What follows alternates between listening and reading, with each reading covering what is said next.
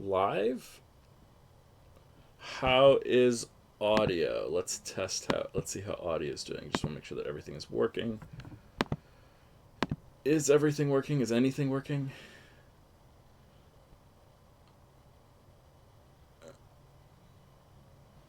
Ooh, wow, we are doing... Oh, right, what did I meant to do? I meant to post...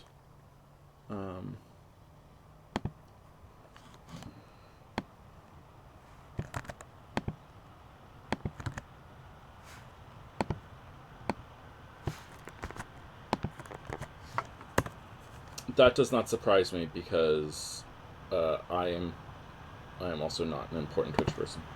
So,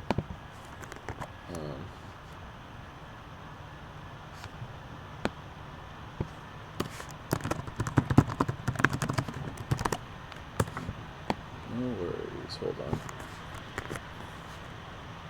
Let's see what happens here.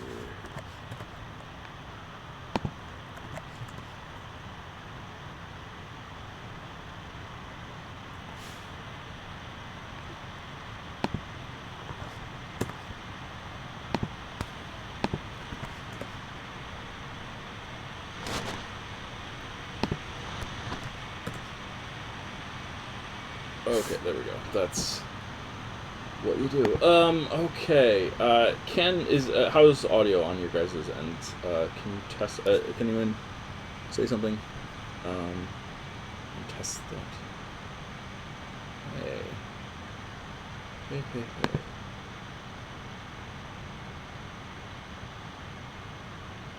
Hey. Sarah, say something.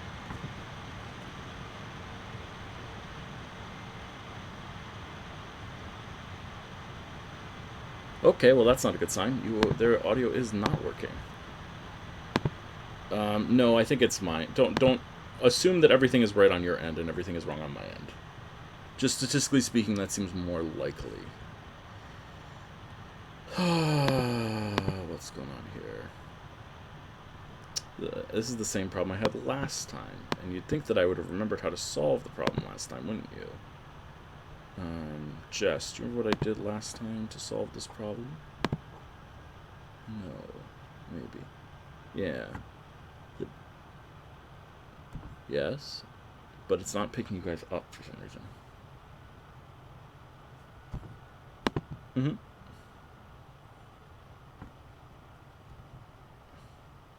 Property. Got it. Thank you. Speak. Constantly talking.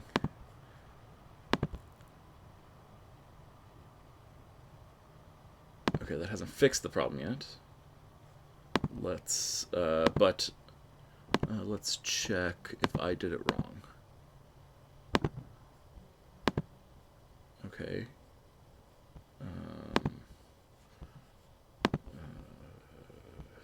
I have too many windows open. I need to get better at this. Someone speak.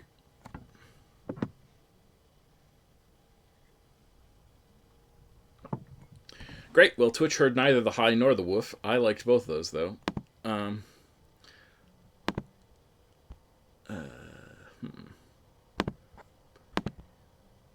Let's try this. Someone speak again? Speaking. Someone speak again? Speaking. Talking. Excellent. Talking. It works. Victory. We have finally succeeded. Thank you, gentle, however many viewers we have, 3 viewers, for your patience with us as we learn how to do this. And by we, I mean me, since my people are better at this than I am. Hi, everyone. This is our wonderful and fantastic cast. Over here is Faye playing Juniper. Below them is a thing that says Nia's name. That's Nia playing Kazan. Below us, when he shows up, will be Musashi playing Endiz. Over there, on my... I don't want to even pretend that I know cardinal directions when everything is sort of inverted, is the wonderful Jess and playing Sawin.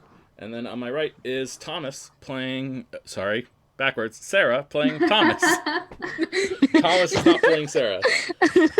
I would like that if that were the case sometimes. It would make my life easier if characters just came over and took over my body and played for me. I But mean, that's basically what happens as that far would be as a I'm whole concerned. embodiment thing, and that would be very cool. But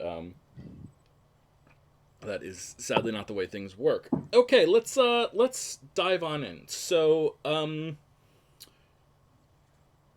it's been 1 week since your guys' successful raid on on the fancy mansion that you were told to raid, and discovered some secrets, some interesting secrets, some that may matter, some that may not matter, who knows. You discovered some white powder, which had sort of explosive tendencies. You also discovered that there was someone inside your own organization, the Order of the Ocean, that is named Evangeline. What's her last name? Evangeline. Something like that. Evangeline. I like the name Evangeline.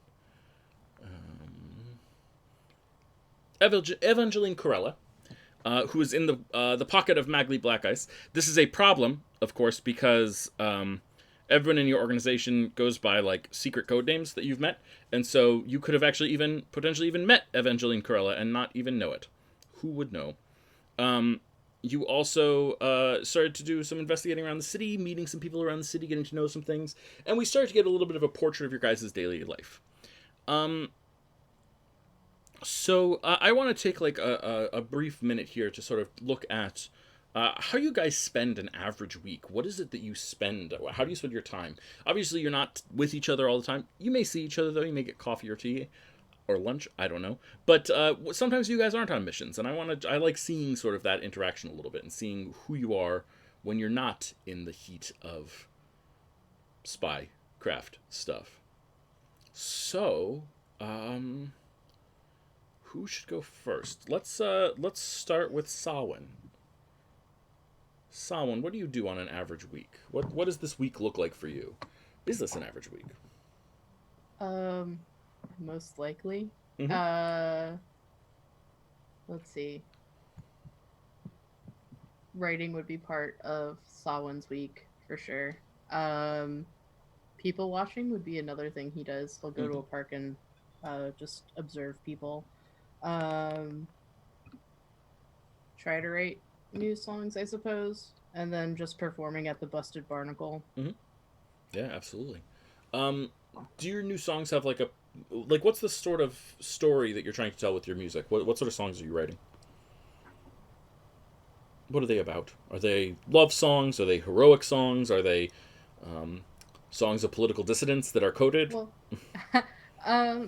Well, considering that the majority of music that Sawin plays doesn't have any lyrics to it, he just wants to make people feel good and make them like forget about stuff for a while. So it'll be anything that has like a good tempo to it and that people can dance to it. Good. So you're writing dance music, party music a lot of the time. Yeah. Absolutely. Yeah. So you're writing party music. So like Celtic. So it'd be like Celtic themed, like party music. I love that. Yeah, and it is. Anything with oomph behind it, like that's what he's doing. Yeah, and it goes over quite well. You're actually having a pretty good week. The tavern itself is packed to the gills every night. Lots of sailors seem to be off duty. Packed to the gills thing. Sorry.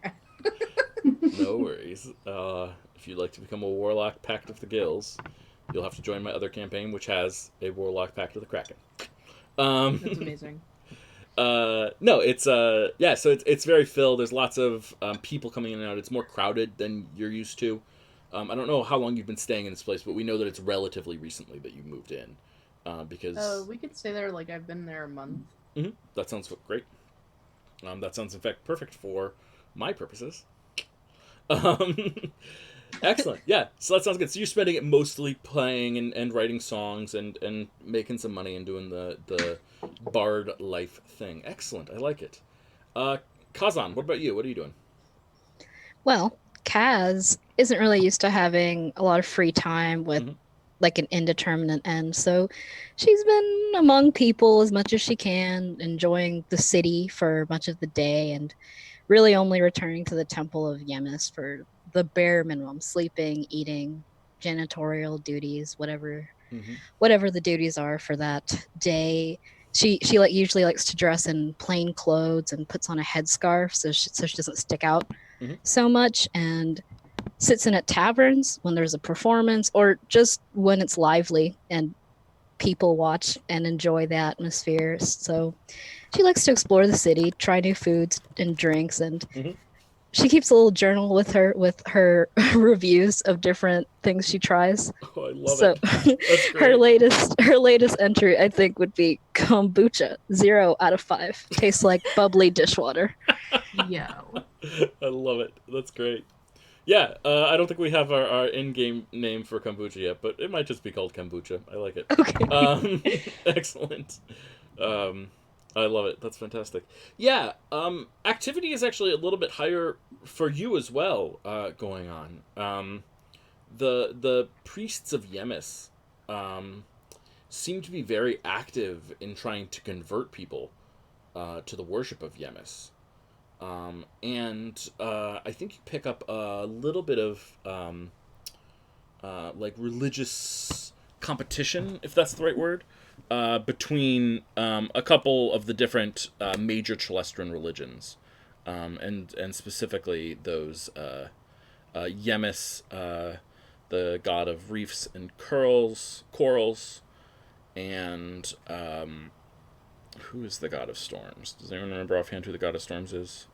Thor. I'm glad. That would be very weird if someone remembered. Oh, excellent. Musashi is joining us. Hey, Musashi, how you doing? Let's change some things around here quickly. Best gnome ever. Excellent. How does that work? Okay, that does not work. So let's do that and that. Hey, that'll work. And we just lost Jess. So let's get Jess back in here. Not your fault, Jess. Don't worry about it. Testing. 1, 2, 3. Hey, Musashi, can you hear us? Hello. Yes, I can hear you guys. Excellent. Welcome back, man. Thank you. Again, I apologize for Please. last week, and Yes. it looks like I was able to find the Zoom thing Excellent. figured out. So that's awesome. 5. Okay. Oh boy, it's been a heck of a ride for me, guys. So I'm just kind of like a hot mess at the moment. So bear with me. Aren't we all? Yes, I've never seen anything that resembled a hot mess before. Certainly not the entirety of my life. Yeah. I mean, I wouldn't know. I don't know your life, man. That's fair. I obviously, as a GM, you clearly have absolutely every meticulous detail, not only figured out, but curated for the highest qualities of organization. Well, I am. That's exactly how GMing goes. Yes, exactly. No one okay. ever improvises. Yep, there we go. Certainly not in a group like this. Okay, well, that'll work. We'll see how that goes in the future, but for now, at least that'll work. Okay. All right. Wow. Who would have guessed? We're starting in 30 minutes, I think? No, we started 10 minutes. We stared 20 minutes ago. Oh, my lord. I am so sorry. No worries. In fact, you're live right now. I should probably warn you that. Oh, jeez. Oh, my goodness. You joined a call that is currently streaming. You can see yourself on Twitch right now. Ain't that nice? Yeah, so we're doing sort of what happened in the week following your guys' adventures, is briefly what's going on.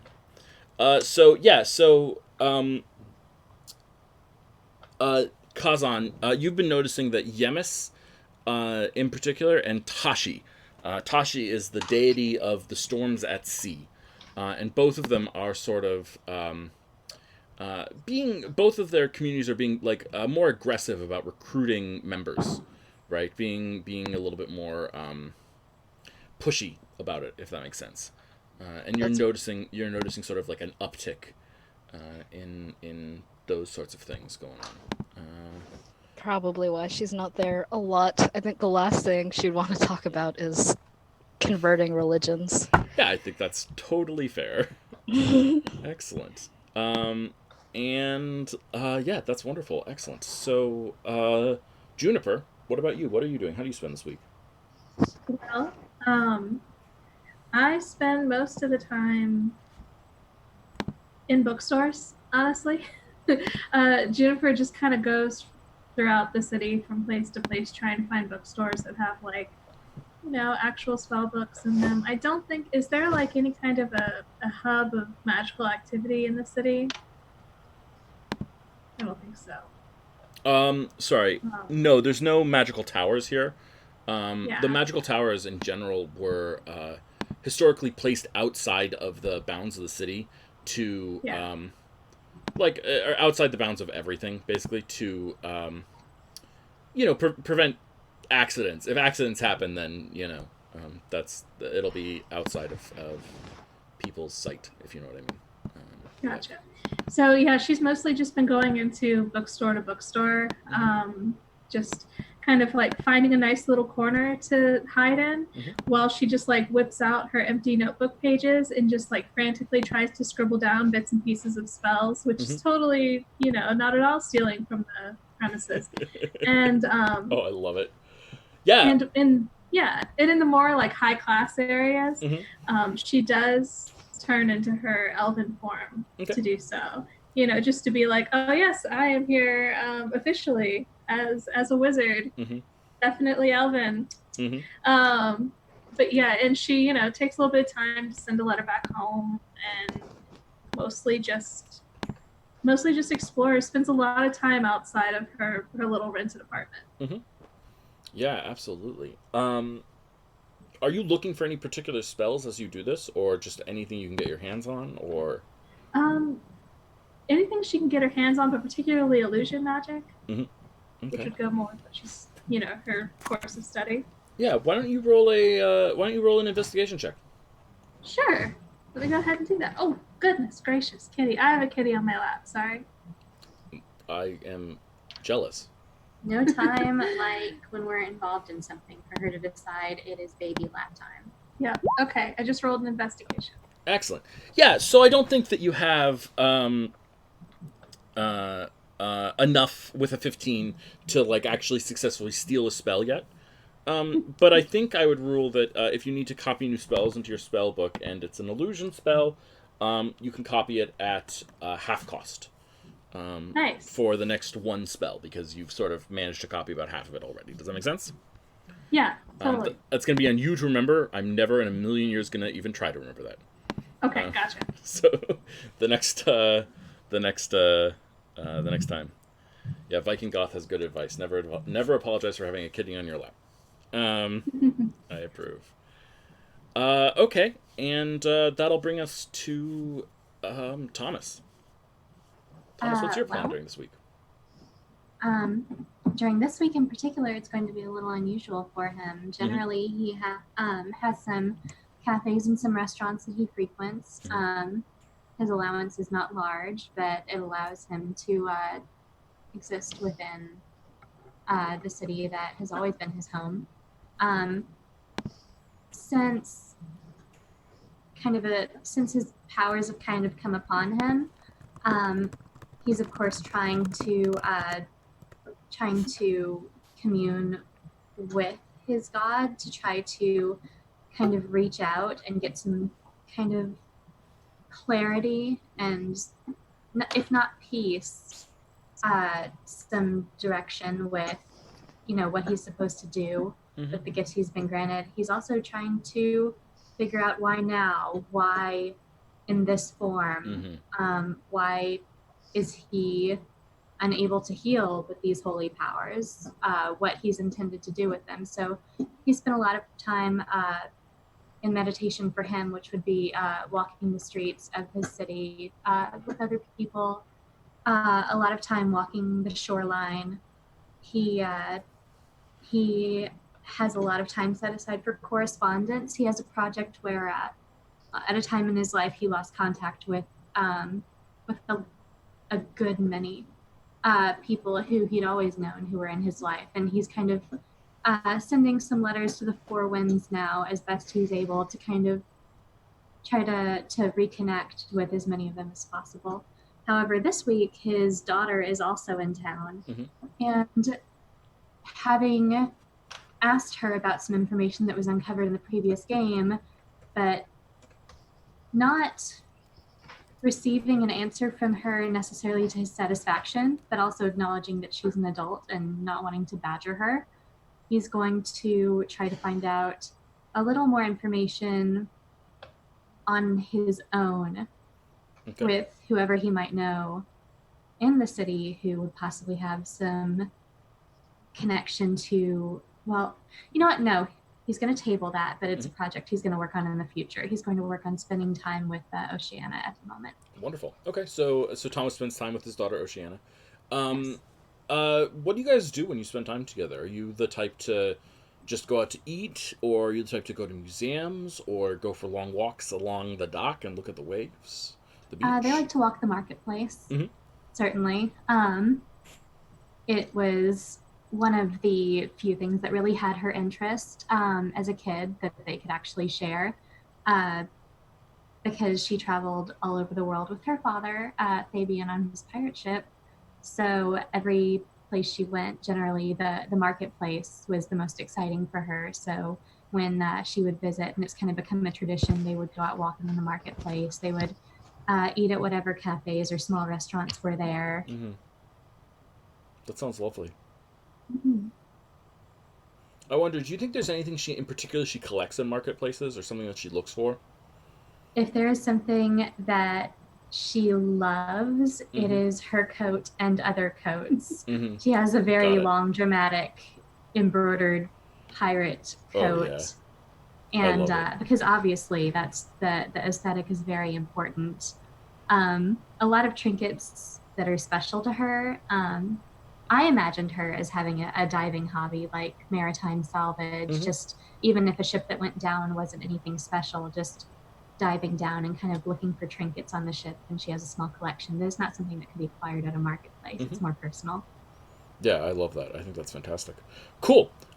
Sounds very, very good to me. Not that I've thought about it. Yeah. Okay, excellent. And Musashi, obviously you were not here for the last session. But what we had happen was Enders took a pack of the white powder to go investigate it. I figured that seemed at least vaguely close to in character. I wasn't entirely that sounds very in character enough. He is an artificer, and new materials are always a worthwhile thing to look into. The thirst for knowledge. Yeah, absolutely. So why don't you tell us what your shop looks like, first of all? My shop? Well, or whatever, wherever your workshop is. So, I suppose the workshop is. So I'm assuming, are you describing like where? So like his quarters in the city of Racy, right? Yeah. So we're in the city of Racy. It's your chance to control the narrative and say what my corner of the city looks like. This is your. Is it your apartment? Do you have a separate workshop that you have? Is it your own? Do you work in the back of someone else's place? I don't know. So, Enders would actually have a kind of as like his own apartment of sorts, and it would be in a fairly public space. Like it's not. It would be near any of like the university districts and the like, if there's anything like that, any of the academic spheres. Sure, yeah. And generally speaking, the people in his area would be of the more academic persuasion, generally speaking, because that is where he is, where his interests lay. And so his area is kind of like a, I guess the medieval equivalent of like a studio apartment sort of a thing. And in terms of it, it's not very ostentatious. There's the bed, the sleeping quarters, very plain. The area of where like he has like his kitchen, you would suspect, where there would be like a bit of maybe like a fire pit, an iron pot, a table to dine, and the like. Very plain, almost like distressingly minimalistic. And then you have his lab. And that is where the craziness ends. And while to most ordinary people it would look like a horrifying mess of dangerous things lying out and about, there is actually a very meticulous system that only would make sense to Endez and no one else. And so it's kind of like organized chaos there. In the meantime, there's a very, very large, sturdy table, and on one end are his alchemical kits and the like, where he has all the chemicals, probably where he has those like the stuff that he took from the first session, like a lot of study materials, a lot of glasses, lenses, boiling things, burners and stuff, and putting flammable material next to burners. Maybe not the most smart thing, but it makes sense in context, I swear. Excellent. On the other end of this are his notes, and there's a very clear line between the experimental alchemical part of the table and the separate part where it's just mostly his theoretical work. And again, it is the complete opposite. His notes are very meticulously well organized. There's I guess like a filing system that's like alphabetized and everything, and like highly indexed and curated and everything. All his notes, his research notes, everything there, very meticulously put together on that side of the table with a simple writing pen, a set of parchments and the like, all like put together, bound neatly, almost like neurotically neat in contrast to the crazy lab of exploding chemicals and other substances and the like. Okay. And there is a window that overlooks the rest of the city, perhaps. It's not exactly what we would call a scenic view, but it suffices, and the curtains are probably closed anyways. Has the potential to look at something pretty, instead chooses to look at... And I can see, like, Endis has never once cared about the decor of the curtains. So they're, like, faded yellow or something like that that's hideous. I would like to imagine that, like, that he actually doesn't care for the curtains because he prefers blinds. And it just... And, like, the curtains probably have some, like, burned holes in them. Like, they were probably, like, 30 years old and ragged anyways, and like being right next to the chemistry set probably didn't help at all. And if they probably smell a little funny as well. Okay, so here's what we're gonna do, Endez. Yes. You are going to spend some of this week investigating this curious white powder with your tools of various sorts. Excellent. So I would like you to roll a alchemist tools check. Absolutely. And let me tell you what the rules of this are before we get into it. Absolutely. The way this is going to work is if you get above a 10, okay, then you can ask me one question that I have to answer truthfully about the white powder. If you get above a 15, you can ask me 2 questions that I have to answer truthfully. Okay. And if you get above a 20, I have to answer 3 questions, and so on and so forth. So every 5. If you get a natural 1, though, you have to ask me 2 questions, and one of them I will give you a false answer on. Alrighty then. I approve of this system already. So my question for you with the rolling of my alchemist kit, what attribute will I add to the roll? This is intelligence. Perfect. And I am proficient in this, so let me roll that real quick. A 15. That's 2 questions that I have to answer truthfully about the white powder. Anything that you think you might be able to deduce from looking at it in some degree, I can answer. Absolutely. I suppose do they have to be like yes or no questions, or just like, so it could be any question? All right. Just first things first. I mean, for my sake, limit it to things that you think would be reasonable to discover, right? Okay. Like, I think, what would be an unreasonable question? Who sold it to, like, whatever? Right, yeah, like, how could you discover... I mean, like, you could discover maybe, like, maybe if there's residual stuff on the paper, on the packaging or something, you might be able to discover something about where it was sold. Okay. But, yeah, and so the limit is how creative you are, basically. Oh, man. How creative I can be. Oh, man. This is gonna put me to the test. All right, the first things first that I would like to add is, are there any alchemical or arcane applications to the that I can apply these substances to that are within my abilities to recreate? You're wondering if you could possibly recreate these. So, or what I mean is, So let's say I have this this white powder, and from what I've deduced from the last session is that they are highly flammable and very dangerous, right? Yes. Knowing that they are highly flammable and dangerous, are there any applications that I could use these for that are either alchemical or arcane in nature? Yeah, I would say absolutely.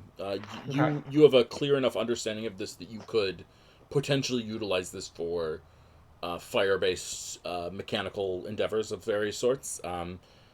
Maybe explosives of various sorts and things like that. Yeah, certainly. It's pretty volatile as a substance, and in fact, there is a risk that every time you're using it, there's a risk that parts of your shop explode in various ways. Yeah, of course. But yeah, but absolutely, yes, you could make use of this. Okay, so I can definitely make use of this. And the second question that I want to ask, and I'm gonna try and not meta this, and see if the other players are gonna secretly message me things that I should ask. Oh no, that's not meta. That's fine. Anyone can do that. If anyone has any thoughts about what should be asked here, what information could be learned. I mean, I'm open to suggestions. Feel free to This speak is up.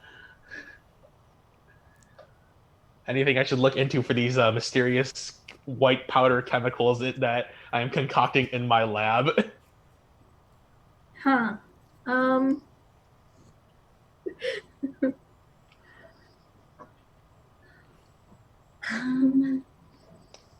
Is it harmful or helpful? Oh, it's explosive. Yeah, so I mean that could be harmful. Someone wants to know, I does it would taste imagine. good? As far as the ingredients, I don't know. Never mind. Chat recommends, does it taste good? No, ingredients is not a bad thing to ask. Where are the components of this originating from, or something? You know like what? That is brilliant, actually. Yes. Do I know where the components of this chemical would be sourced? Yes. Some of the chemicals in this are sourced from Abarak. Abarak. Oh, Yes. I've been there before. Beneath Abarak. And in fact, I'm going to go one step further and do a minor lore dump here for you guys. Ooh.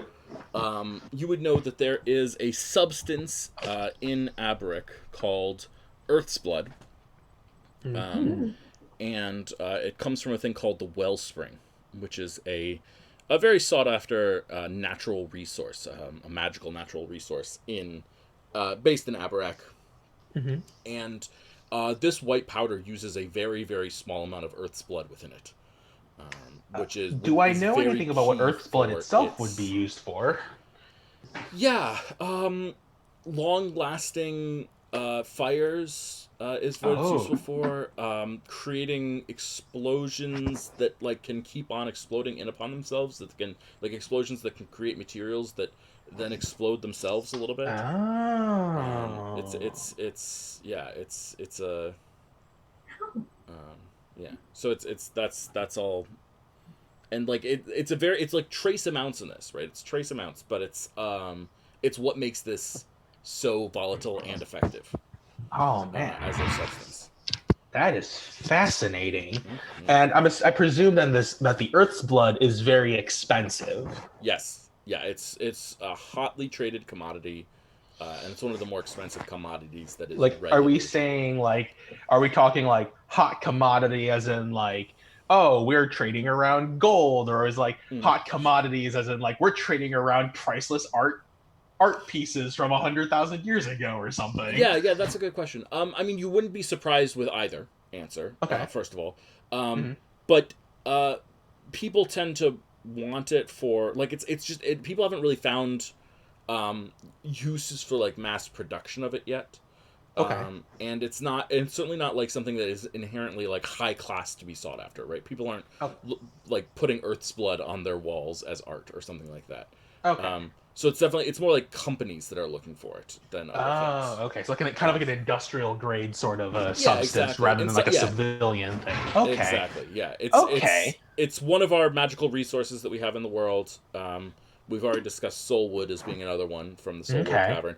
But Soulwood Tavern is the sort of thing that high class people are looking after, right? High class people will build a room out of Soulwood to prevent people from eavesdropping in there because they're cagey or whatever. Yes. To show off their wealth. But this is more industrial wealth. Abarak. Okay. Yeah, so it's from Abarak. This is good information.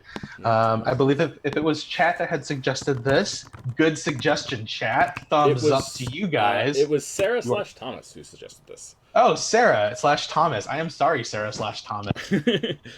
Chat suggested, does it taste good? That I feel like this is alchemy, not no. geology, chat. Now. The answer is no. He does not need to succeed a roll to discover that. Excellent. Okay. So let's see. You guys know that there is a secret room in the back of the Soulwood Tavern.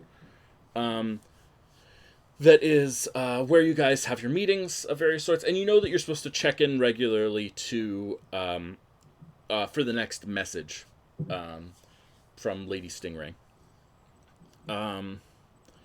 And who do you think would be doing the checking? Who would go to the Soulwood Tavern to check in on what's going on? Thomas would be kind of familiar with it. Mm-hmm. He would probably volunteer to do it. Excellent. Whether somebody else wants to. Perfect. So Thomas, we're just going to say that you do it for now. So Thomas, you go and check the Soulwood Tavern regularly, and about a week later, you get there's a message there that says tomorrow, 10 a.m. New handler. Oh. He throws it into the seat. No. So as far as contacting everyone, I guess, are we just disorganized punks, or do we have a way to actually contact each other outside of this if we are like a cell of this operation? Have we communicated about that? Well, I mean, last mission was your guys' first mission, so and you guys didn't necessarily set up anything, but I think you guys probably had time to discuss like where you all are based at least, so you could check in with each other and figure out what's going on. What scares me is that the only thing Juniper knows is a pirate ship. Yep. That is probably true. Yeah. So how would you go about contacting everyone? I'm so glad I volunteered for this. Well, no, he knows where Samhain is. They went to Samhain's place at the something Busted Barnacle. Busted Barnacle. Krusty Krab. No. Yeah. So he would hit up Samhain.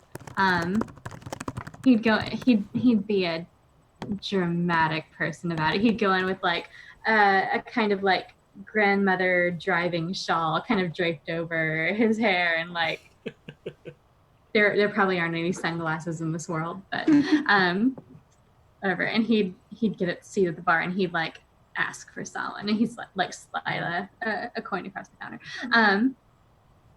As far as Samhain goes, I actually feel like he might have been a little worried about Juniper in particular, because he doesn't trust her not to be sleeping in an alley somewhere. She just seemed a little kind of not loosey-goosey, but kind of like without an anchor. So he's probably going to put feelers out for her. If Kaz is staying at a temple, then he might have a way to find out where that is and which temple it would be. He might even know people there, I'm not sure. He probably knows someone somewhere, but I feel like I know a guy who's about to come into play 5 or 6 times here. And as far as Endez, I mean, he saw Endez take off with the powder, but it wasn't just like exit pursued by bear. Like he was going to a place that was not in the same tavern as they were located, right? True. So Endez he doesn't know. Yeah. I would like to imagine. I would like to imagine at the very least, if that's all right, that as obsessive as Endez may be with his research, I would imagine that he would spend a couple of the nights at the tavern. So there would be time for him to at least meet with the others if they are at the tavern in the evenings. Primarily because of the fact that working on chemical experiments at night does not work so well. Very true. So I would imagine that during the day when the students are in class, perhaps, that's when he goes crazy. Yeah, I like it. So theoretically, there would be a way for Yes. Samhain and Kaz being at the tavern and people watching and existing, etc., to possibly have communicated with Indes about, like, oh yeah, I'm over here at XYZ location. Yeah, I would imagine so. Like, I mean, Yeah. we're in the same cell. We're not gonna. He's not just gonna like up and disappear. Like, bye guys. I'm just gonna work on Later. science. I like it. Later, Makes losers. a lot I've of got your sense. desk now. Yeah, okay. So you're able to get in touch with everyone. If there's anyone in particular that you think would be interesting to get in touch with in an unusual way, then let me know. But otherwise, we'll just say that you're able to get in touch with everyone. He would probably dispatch some couriers. Okay. Yeah, official couriers. I like it. Sounds Well, good. he'd give them some pennies for the delivery. I mean, whatever a courier goes for, like, oh, Yeah. hey, go here. Yeah, go there's a there. lot Here's of some- like kids, you know, like like ages 8 to 12. Who, You like, there, boy? What day is it? Exactly. Right. They did it all in one night. They did it all in one night. Woohoo! Yeah, and I think let's see. The morning you guys are supposed to meet with your people. There's a newspaper article that comes out. There is. Yes. There's a newspaper in Racy. Ooh. Indeed. There are, in fact, multiple competing newspapers in Racy. This is an excerpt from the Chalestra Star. Well, then Thomas gets all of them. He is very subscribed. Absolutely. Ooh. I am not going to write all the newspaper articles, but I am going to write the occasional excerpt of one that I think is interesting. Would someone like to read the newspaper article so that chat can hear it, because chat cannot see it? I can. Excellent. Please do. Primarch Magli yesterday announced that Bahir 21st, from here into perpetuity, will feature a celebration for all Celestrians. The celebration, called the Day of Faith, marks the official end to the mourning period for our departed leader, Primarch Barilla Ironwalker. In a speech at the newly renamed Victory Square before the Council of Elders and a gathered crowd, Primarch Magli said, "My predecessor was a visionary, one who saw far into the future. Our nation is stronger because of her contributions, and there is no way that we, as Celestrians, can ever pay back what we owe her. But this national festival is a great start." In a controversial move, Primarch Blackice has made Yemis, the god of reefs and corals, the official religion of the celebration.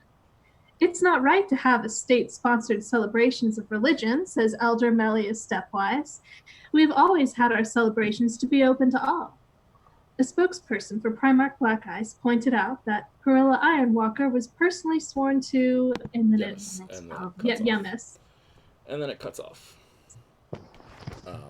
There's more, obviously, in the newspaper, but that's the Politics. Oh boy. our pertinent points and all that good stuff. Okay. So there you go. I love that we have a calendar, because now I can go back and put dates on Sawin's journal. This is fantastic. I love it. Thank you for this. I'm going to do the best I can with the calendar. I'm going to tell you right up front, there's a chance that things are going to be inconsistent sometimes. What? Just putting it out there. Sometimes Yeah. there's going to be this thing called, like, the magic time fairies, and they're going to come and solve my magic time problems that come from having multiple campaigns set in the same world at the same They're a time. homebrew monster. I will say that as a physicist, having once studied the art of relativity once upon a time, relativity and time dilation, it's weird stuff, man. Simultaneity is an illusion. That is definitely true. And I appreciate you using physics to defend my ineptitude. I got your back, man. I got your back. So thanks. Like, who's sure we're all even real? Yeah, exactly. What is Let's not go reality? Who knows? Absolutely. Okay. Okay, yes, let's do this thing. So, the following day, you guys arrive at the Soulwood Tavern. This, for those of you who don't remember, is our more secretive tavern. It's a popular tavern with politicians in the world, and all sorts of things like that. And the owner of the tavern, or one of the owners of the tavern, is a goblin by the name of Garhaz. And Garhaz is a member of your conspiracy, the Order of the Ocean. And so you guys arrive, and I don't know, what do you guys do when you arrive? Do you talk to him? We order that thing. Mm-hmm. Yeah, Yes. the Well, proper We word. give Garhaz a potato. Or that. Yeah. Yep. Okay, yeah, what kind of potatoes are you guys giving him this time? Just for the sake of Um, humor and love? Boiled potato, unsalted, no butter. I love it. Okay. Okay. So he looks at you, he looks at the potato, he looks at you. Is this a thing now? Potatoes? Yeah. Oh yeah, did you miss it? The society was overthrown by giant potato monsters. Potatoes are the new national food. It's cannibalism. It's a little, it's really good. Just Okay. taking a giant chunk out of a potato in his mouth. That's gross. Oh, you're the one who gave him a boiled potato. And he's a goblin. Are there potatoes on the menu? Well, it worked, Yeah. but okay. Excellent. So you head to the secret back room. And sitting on a chair, quite comfortable, is a human male. This is not someone that any of you have seen before. And he's not wearing a mask, he's not wearing a disguise. And this is the first person from the Order of the Ocean that you have seen that's not wearing a mask or a disguise. He does have a massive scar that goes through his right eye and down to his the side of his lip. It actually cuts through part of his lip as well, from like maybe a sword or a knife or an axe wound from a while ago. Definitely healed up pretty heavily. But it's still noticeable. It's definitely a long time ago. And he is missing 2 fingers from the 10 that you would expect him to have. And he looks at you guys and he says, Lady Stingray told me that you were a handful.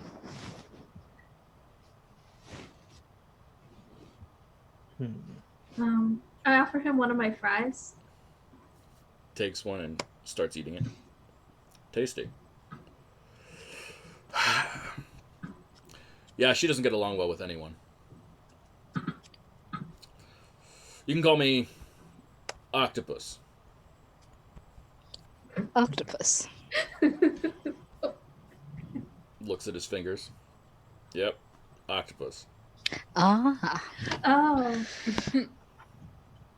I'm gonna be your new handler for a while. Lady Stingray, we're putting her on some other project. She's not good with people. You may have Well, noticed. Yeah. There Little were some bit. complaints. Anyway, I was reading her notes on your last job. It looks like you guys did incredibly successful work stealing the chest that we asked you to steal. There's been some good information in that chest. We're definitely working on putting that to good use.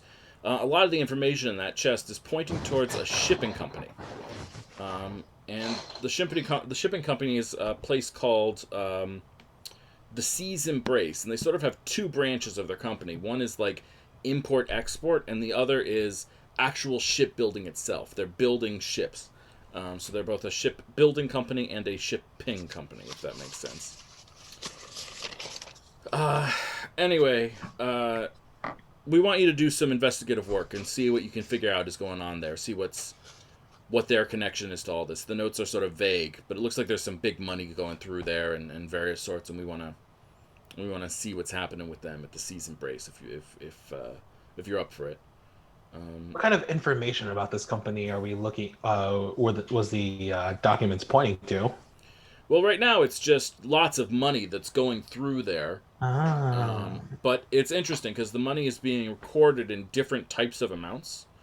Some of the money is being recorded in like standard imperial amounts that you would expect, right? The Yeah. quantities. But some of it is recorded in amounts that don't quite make sense. It's using slang that you would expect from like a harvester, right? Or like the criminal underworld here. You know, they call large instead of calling it 2,000 gold, they call it 2 dots. Which is just like a slang term that they use. You know, it's like a thieves' camp thing. But the fact that people like who are working for a shipping company are using, you know, a term like dots is sketchy in the first place, right? You wouldn't expect them to be doing so. But mostly what we're looking for is well, what's going on there, right? Why is there so much money going through there? What are they using that money for? And does that money connect up to Primarch Blackice in some way, you know? So we can keep our focus straight and keep everything going. And he's very like gestural with his hands as he's talking to you guys. He's always picking up and like pointing and gesturing, and everything's very. His face is not expressive, but his hands are very expressive. Does it look like military mannerisms or something? Yeah, roll an insight check. Oh wait, you can do that now. Yeah. There's one. Yep, there he is. So go to core. I don't want to go to court. But we need to find our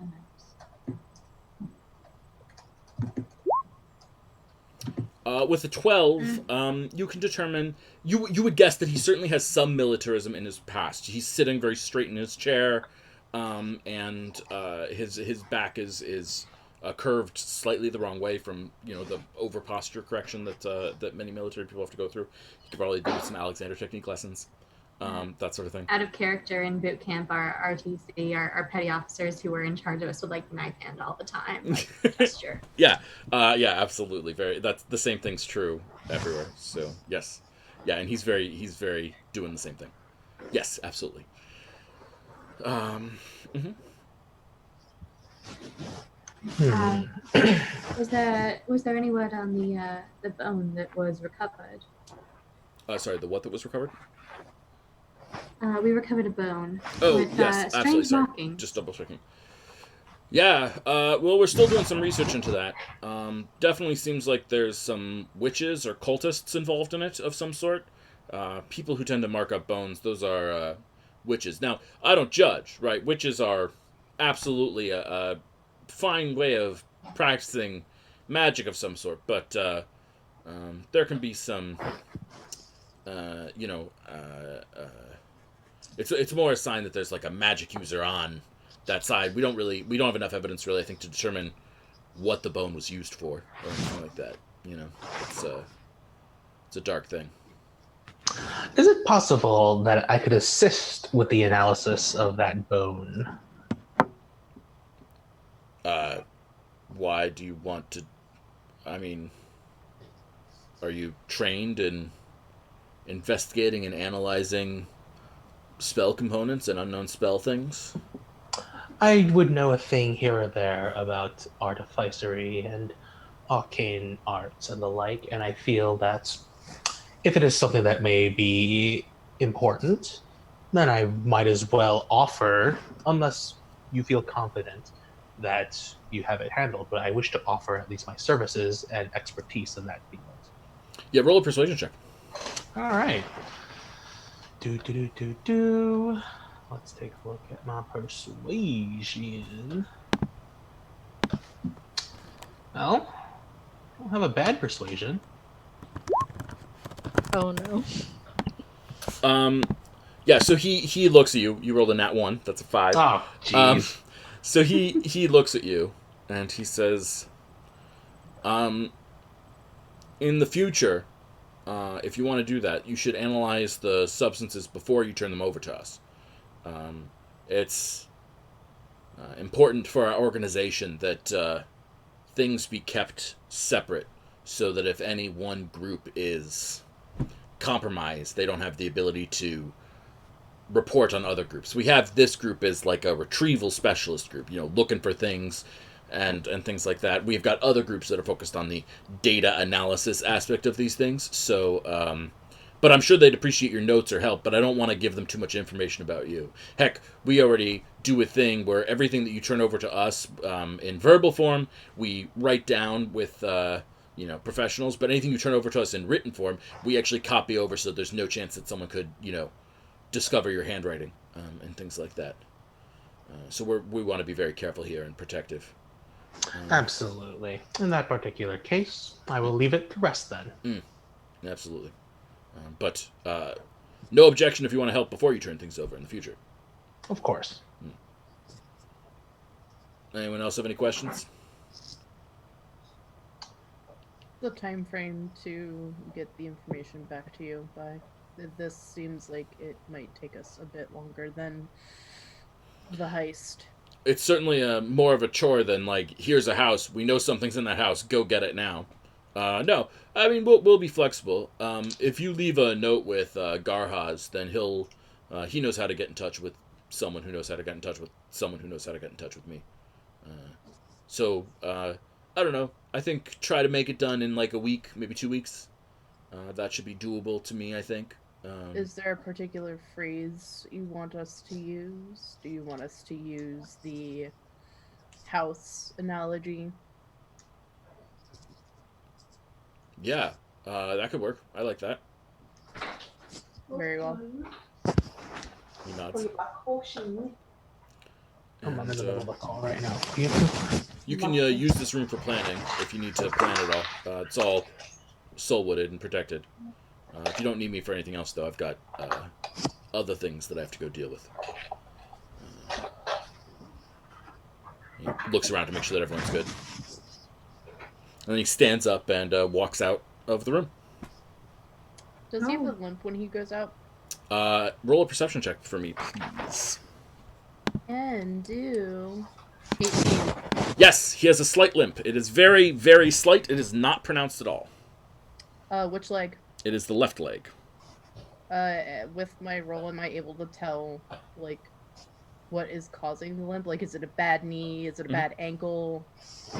Is he possibly missing toes on his foot? Like, from what I can tell, like, with regards to his balance? Yeah, I don't think you can tell because there's too many different ways it could be bad.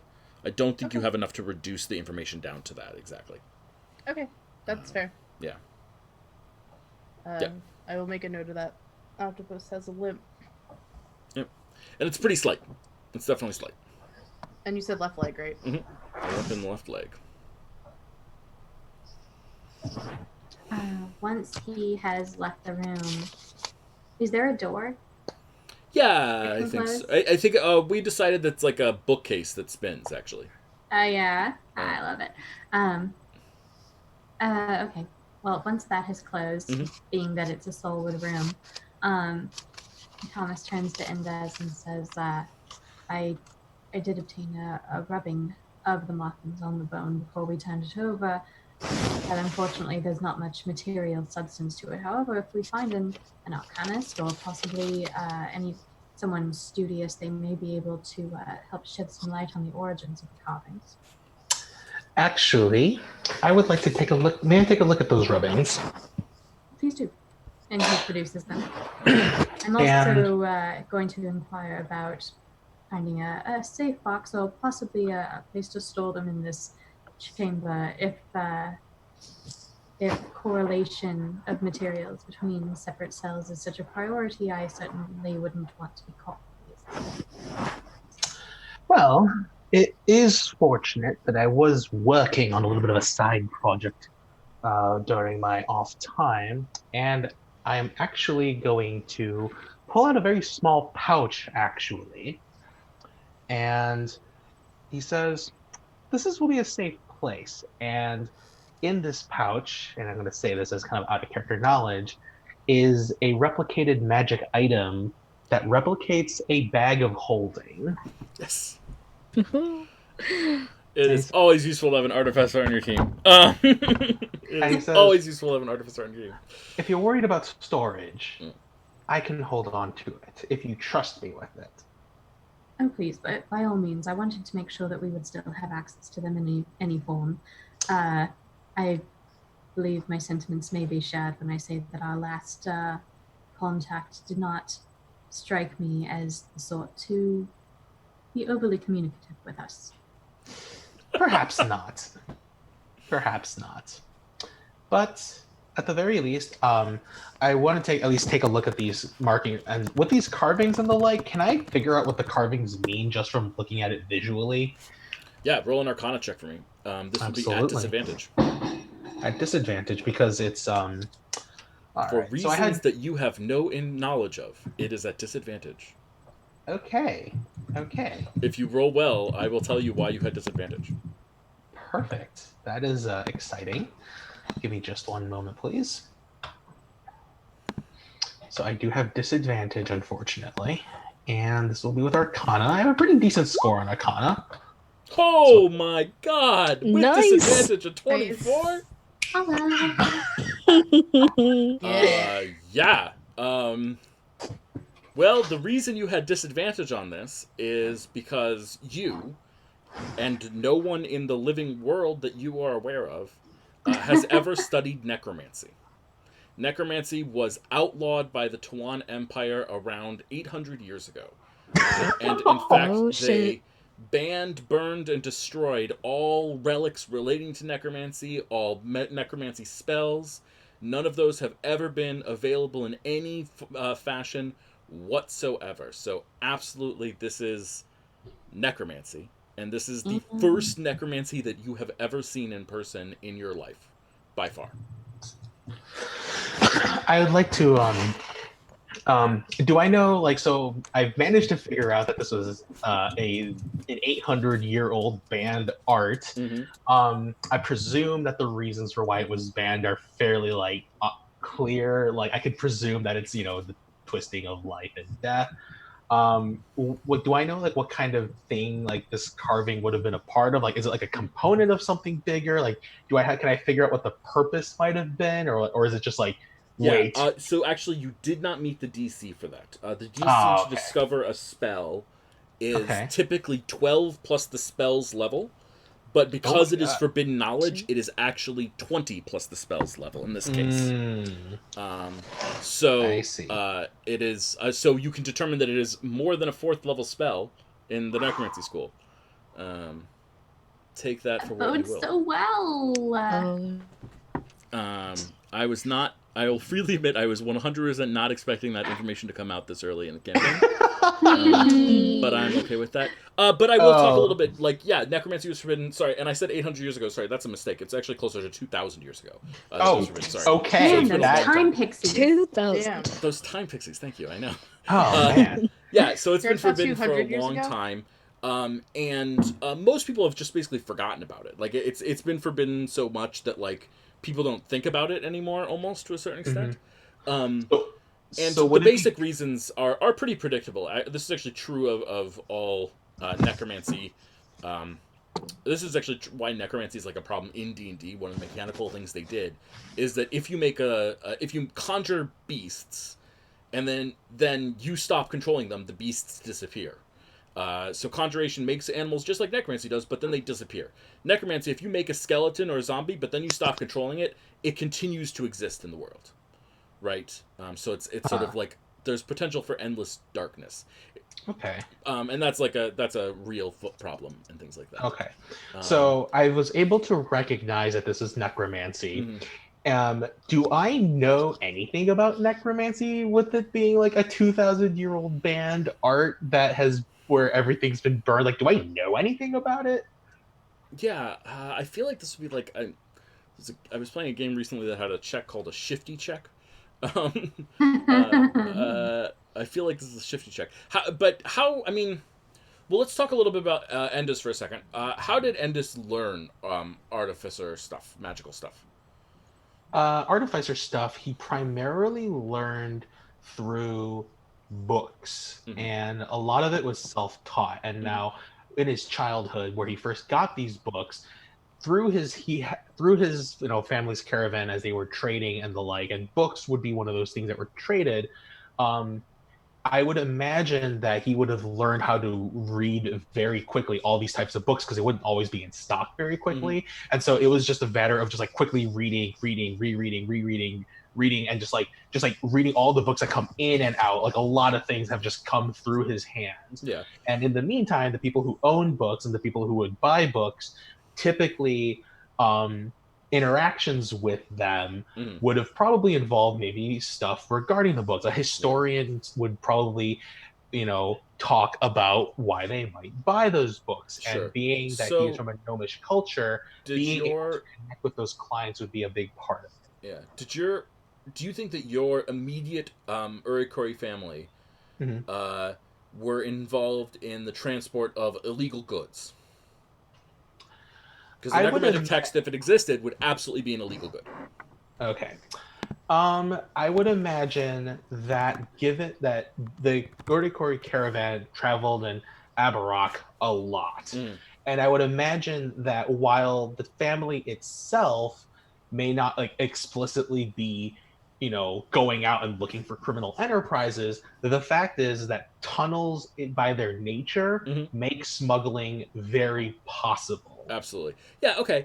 I'm going to say this is going to be a total random luck chance. So I want you to roll. I don't think there's any skill in this roll. It's just, did you happen across any knowledge of necromancy in the past? Should I roll a percentage die? Or? Yeah, I think it's going to be a percentage die. If you roll above an 84, then the answer is yes. Okay. Wish me luck, guys. Almost. Oh man. Yeah. So you recognize this as like the forbidden art magic of some sort, but no more than that. Oh. Damn. Oh man. He rolled an 80, by the way, Chad, just in case you're curious. Oh man. No. Anyways, but at the very least, like I would know that like necromancy is twisting life and unlife and death, and it's all messed up. And at the very least, when Endez is kind of looking at it, anyone who sees his face or is close enough to see his facial expression, you will see the transition go from like extreme curiosity, like almost like an academic, like, okay, well, this is an interesting puzzle, to just like a pale look of, oh my god. Oh dear, are you broken? This is on the bone? Bone.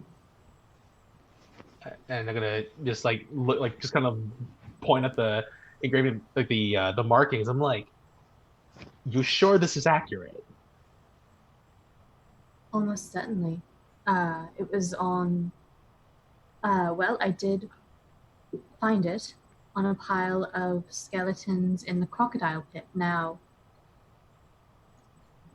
okay, so I feel like to find out if one of his appearances had been burned, Thomas would have kind of kept, as it were, Thomas would have kept an ear to the ground about like any information about the break-in and the dead guards and the fire and stuff like that, and see if anybody had mentioned like the appearances of anyone in particular. Like, is it hot right now? Yeah.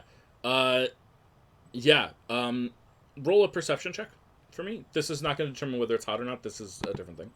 Can you please roll a perception, honey? There's a cat on my wrist. Okay, sure.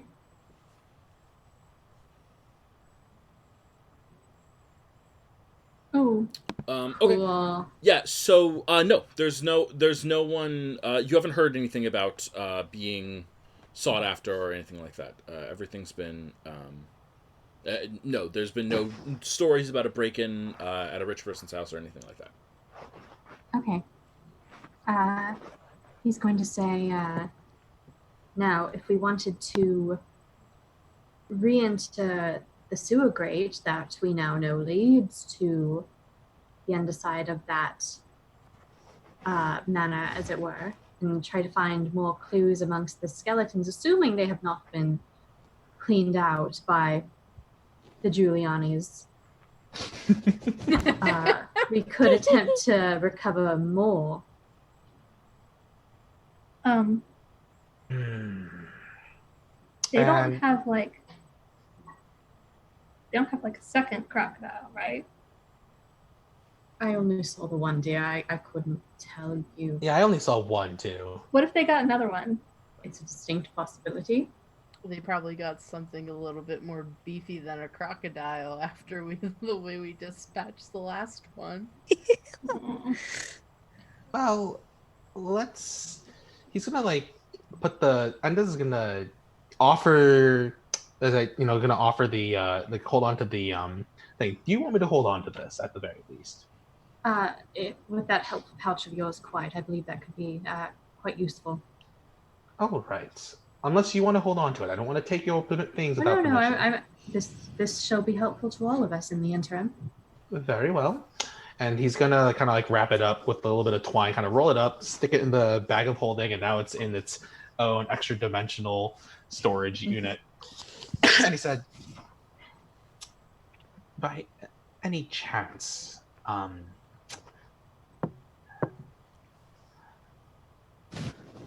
what do you know of magic?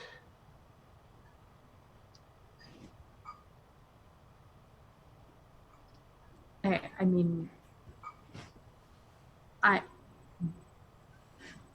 is your vision impaired? I mean, we've been casting spells like it's going out of style, as it were.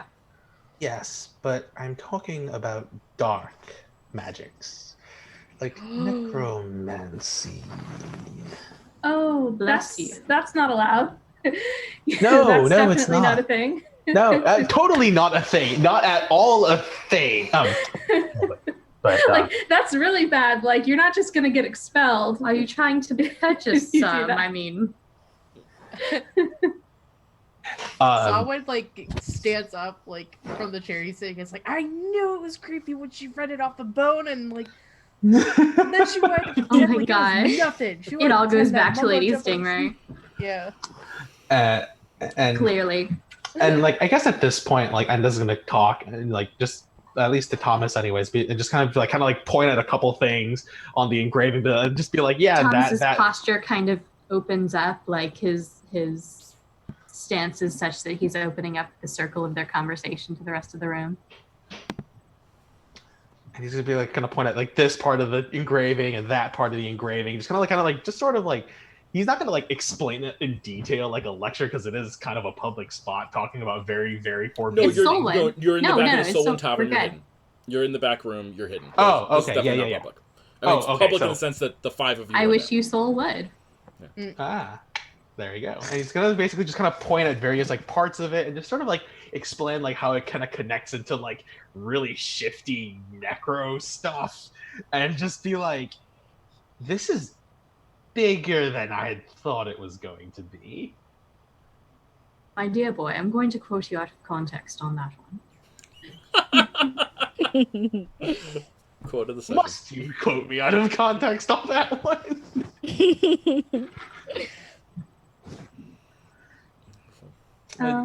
But basically, he's just going to try and explain the whole like necromancy thing and all the stuff that he kind of figured out when he was looking at it, and just so everyone knows it's now party knowledge. So I want to check out for a second here. Party. Kaz, how does Kaz respond to this? This isn't something that she knows anything about. So I think she's right now just listening, trying to make sense of how she feels about this. Mm-hmm. But she doesn't like it. Mm-hmm. That's fair. That's fair. Yeah.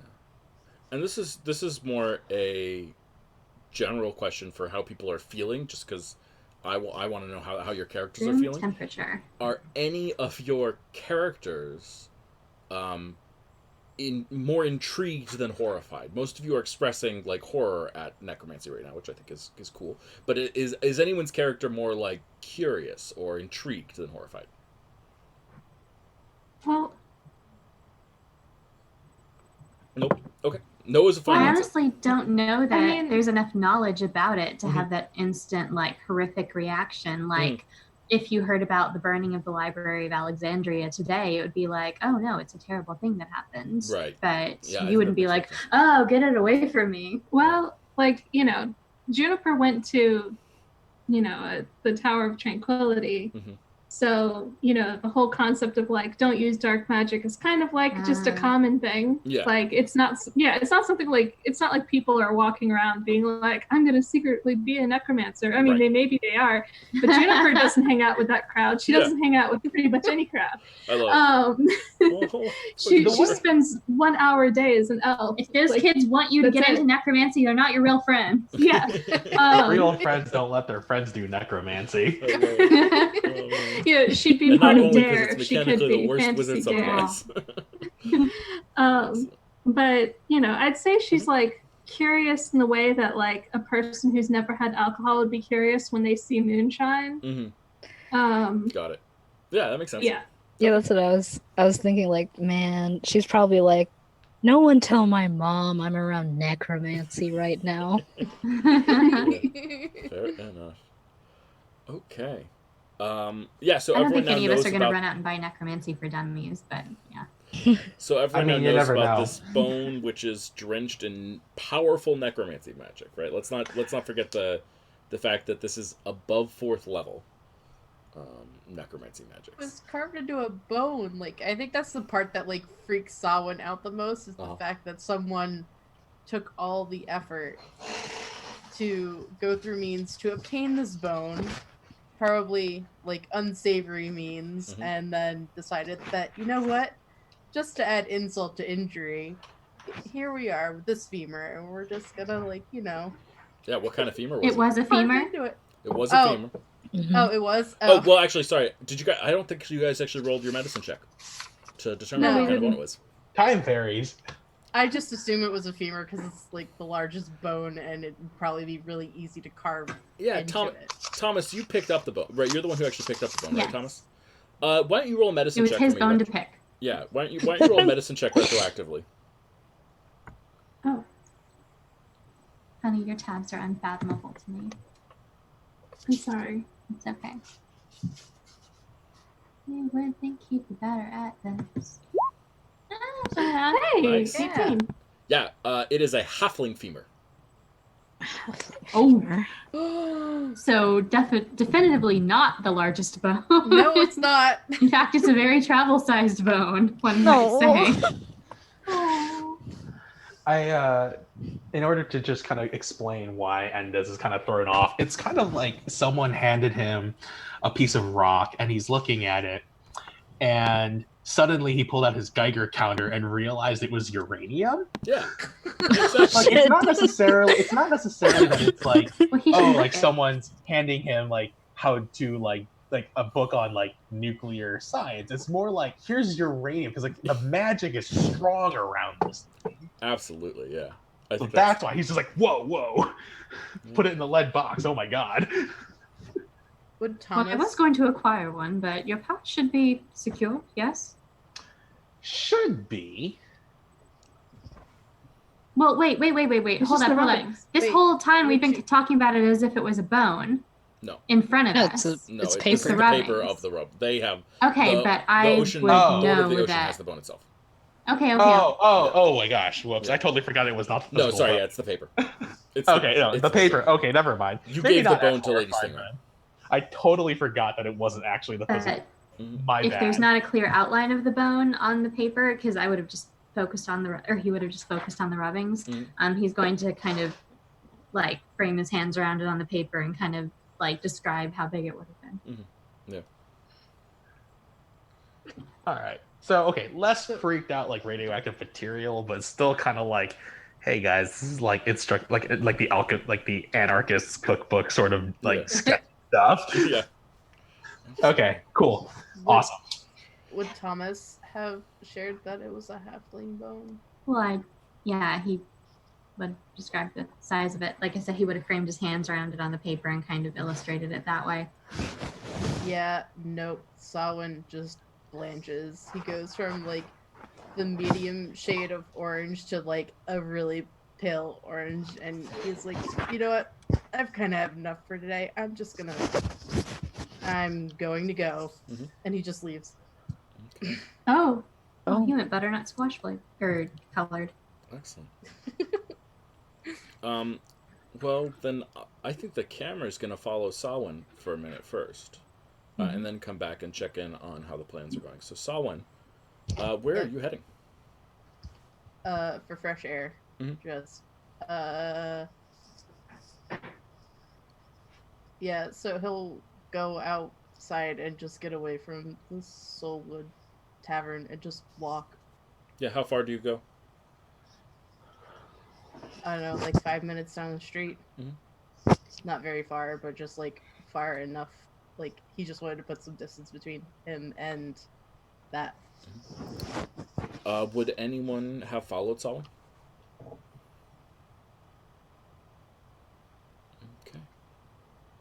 Okay. Then, Sawin, you head down there. You are apart from it. And, yeah. Back in the tavern, there's something going on. What are you guys doing? How's the planning going? Well, we're checking out this shipping company, right? I feel like we need to come up with a plan of attack. What was the name of the shipping company? For my notes? The Sea's Embrace. Yeah.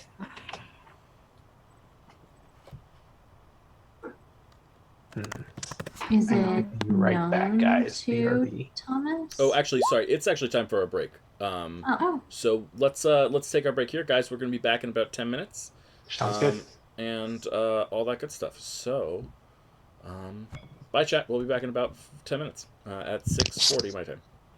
Yay!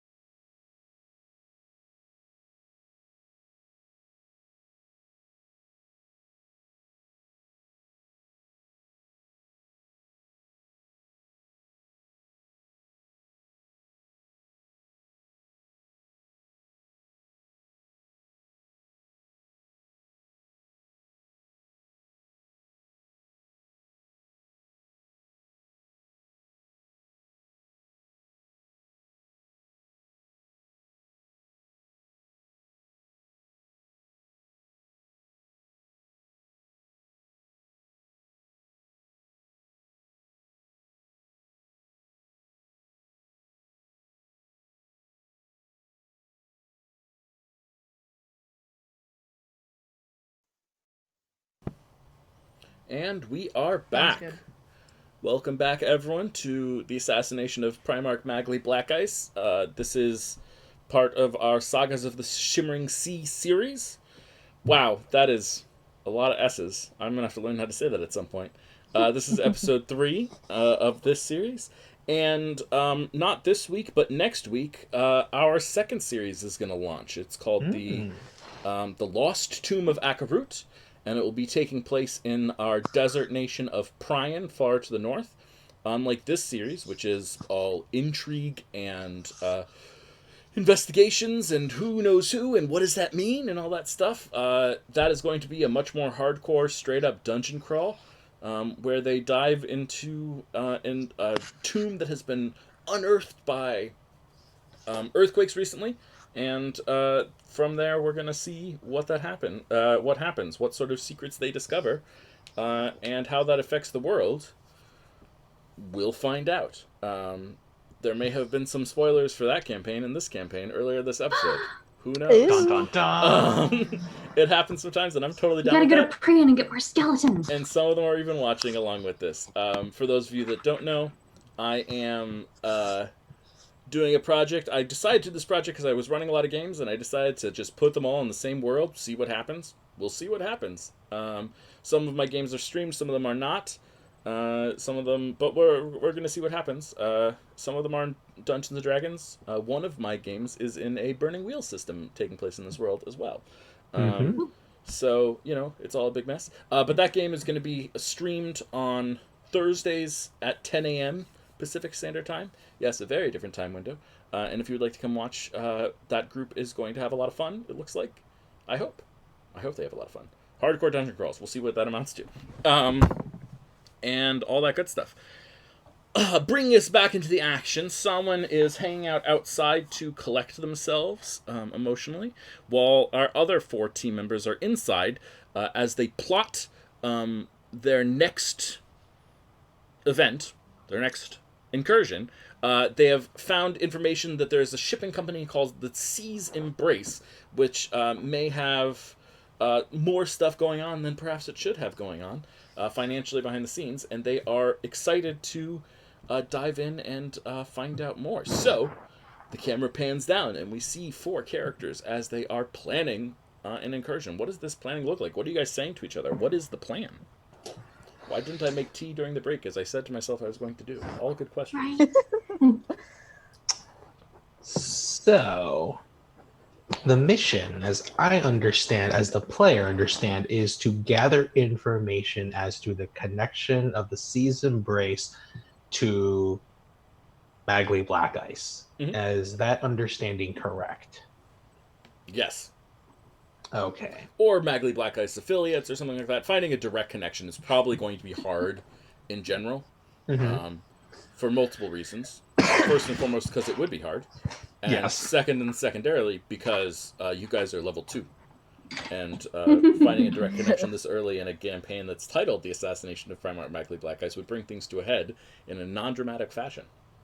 I mean, just like Yay! stick him in a headlock, give him a noogie, all that stuff. Yeah. Okay. I have my thoughts, but I would like to open it up to the others if there's anyone who wants to pitch any ideas before I start.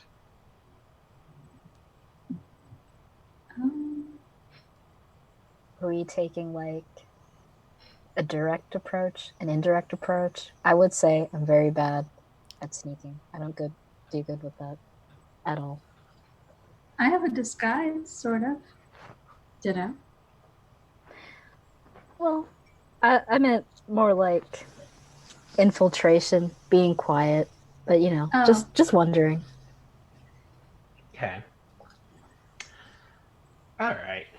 So, I do know possibly someone who might have some information about the workings of the port. I could check in with them. I wouldn't expect a miracle, but I believe, any avenue we have currently is better than nothing.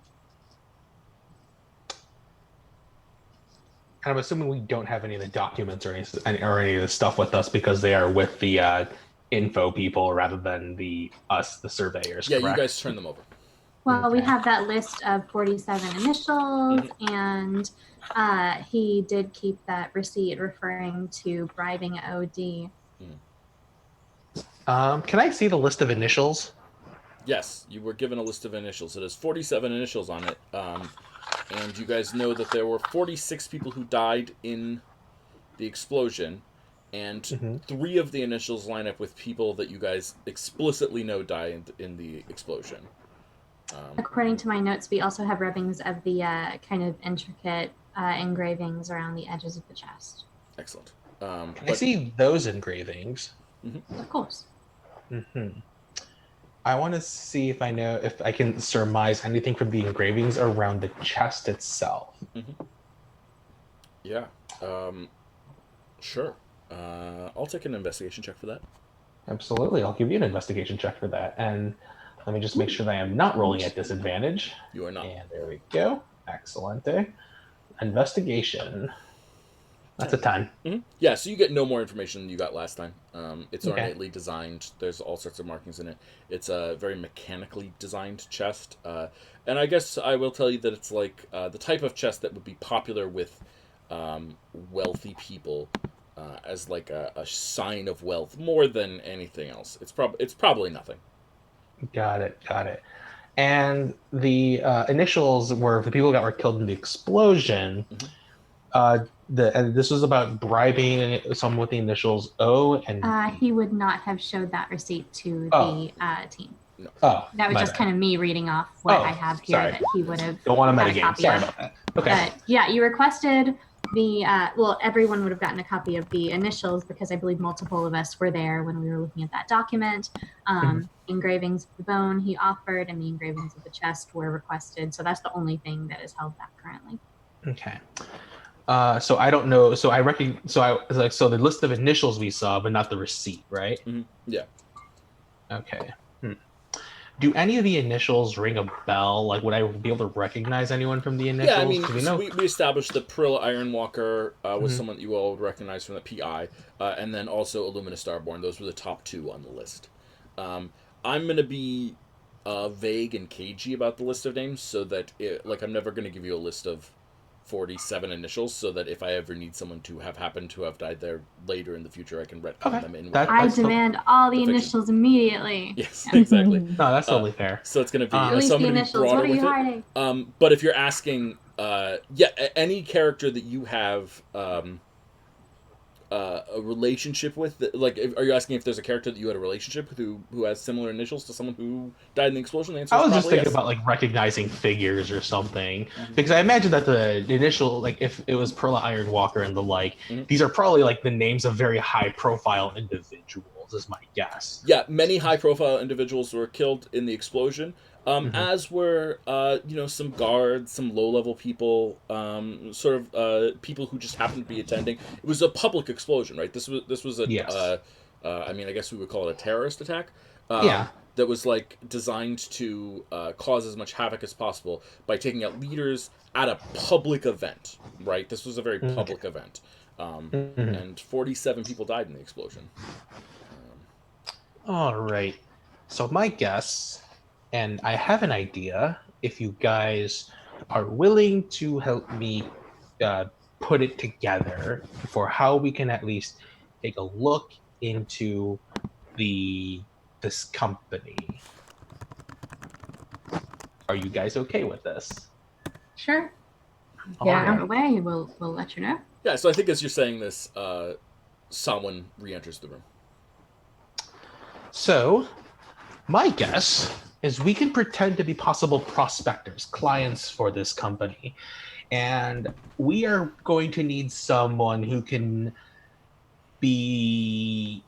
pretend to be someone rich and classy. What do you mean pretend?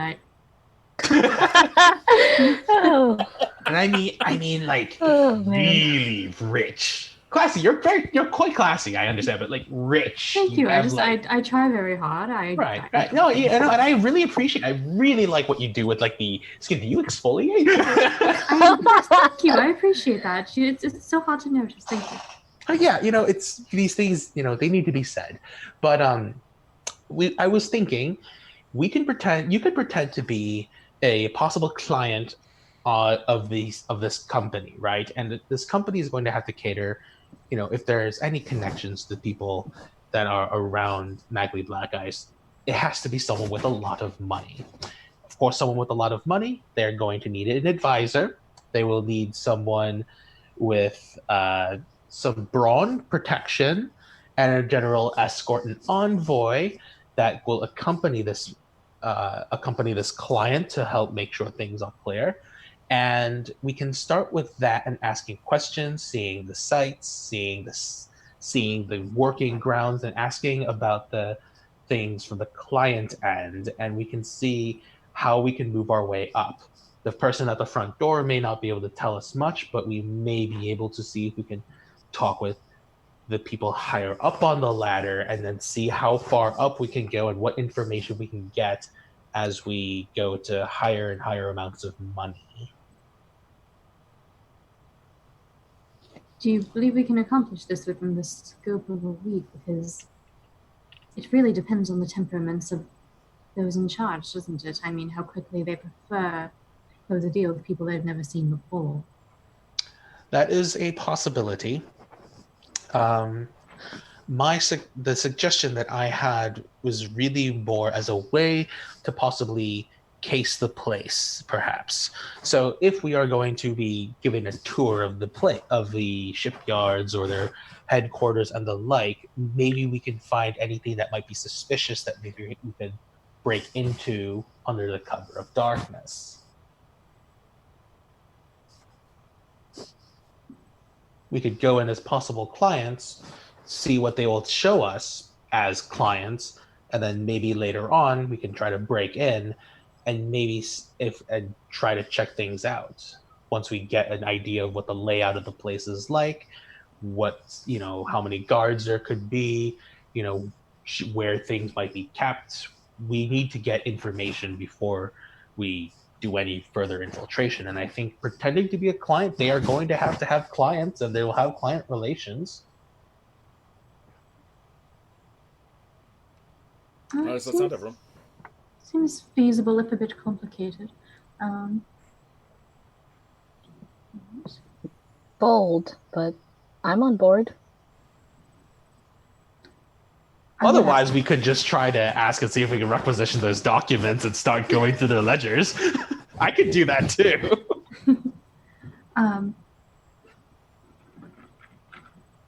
So you would propose that we would do this after dark, or do you just suggest when the least amount of people are at the docks? I would suggest that we do one visit during the daytime during normal business hours. We pretend to be clients. We can set up disguises. We have the time for that, and ask for a general tour and ask basic business logistic questions. While we're there, they'll probably give us just the basic, overview of what their company does on the public. But those of us who are not talking with the, staff there might want to keep an eye out for other parts of the, headquarters or their location to see if there may be something that we could then, under the cover of darkness, sneak in and take a look at. So there'll be 2 visits, one during the day, purely legal, and the other at night, slightly less legal. What time of day is it right now? Your meeting was at 10 a.m., so this is probably around 11. Can I? Oh, sorry. Can I be the advisor? No, I have a really good disguise. I do. And advisors, like wizards, make really good advisors. Like the whole point is that we're wise, right? I mean, So, yeah, so I could do that. I really could. Would we be doing that today or tomorrow, do you think? How long do you need to set up a disguise? Like I could do it right now, but it only takes an hour. I mean, but it takes an hour and then I can't do it for the rest of the day. Oh, I know. I'll cast minor illusion. can I cast minor illusion to show a little like image of what I would have been, like just like super small? Yeah, so you make a minor illusion of like a short version of your elf disguise that you use. Yes. So I cast this illusion right here, and it's about like less than a foot, and it's of a elven woman with poofy red hair that's the same color as my fur. And I've put her in a absolutely gorgeous evening gown, just like sparkly, glittery, like train that goes on for days kind of thing. And and maybe I've given her really impressive ruffle too, clothes that I definitely don't own. And I the benefit of being an illusionist, you own all clothing. Yeah, and I just make her do a little twirl. Fit. Yeah, I make her do a little twirl. I'm like, and this is me for an hour a day. It's how I got through school. You got through school through an hour a day? Yeah, I'd show up really late to one class and then really early to the next class, and then I'd cut out halfway through and just went off of the syllabus for the rest of it. Wow. Oh man. Yeah, I was hanging on by a thread there. It's so cute. So how are people feeling about the plan? Doing like a standard, we're here to investigate and purchase things and, having an official entrance, and then using that as sort of an avenue to do research for a perhaps a late night investigation as well. Let's do it. Let's do it. Is that the assessment? Sure. Thomas, What how are you should feeling? our other roles be if we do that? Thomas, how are you feeling? I want to check in. I think we should discuss this a little further. First, we need to make sure everyone knows exactly what they're doing. Well, advisors, fine. Right. That much we have. I am not going to lie. I feel as though that illusion, while gorgeous, I feel is more courtesan than advisor. Oh, no, I have a suit. I can wear that instead. I have a suit, in air quotes. It's very nice, but it doesn't have a train, so it'd be fine. I was thinking I could at the very least, disguise myself as an accountant of sorts. Mm-hmm. I have the glasses. So the important question is here is who's our front person?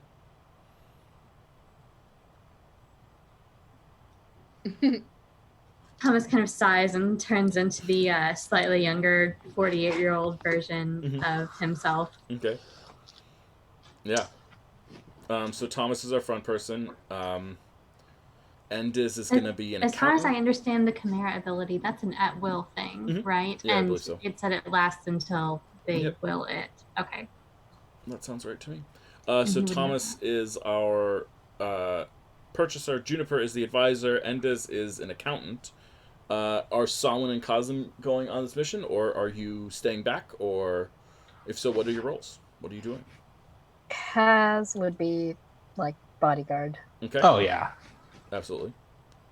And what about Solon? Yes. Sawin will not go on the boat.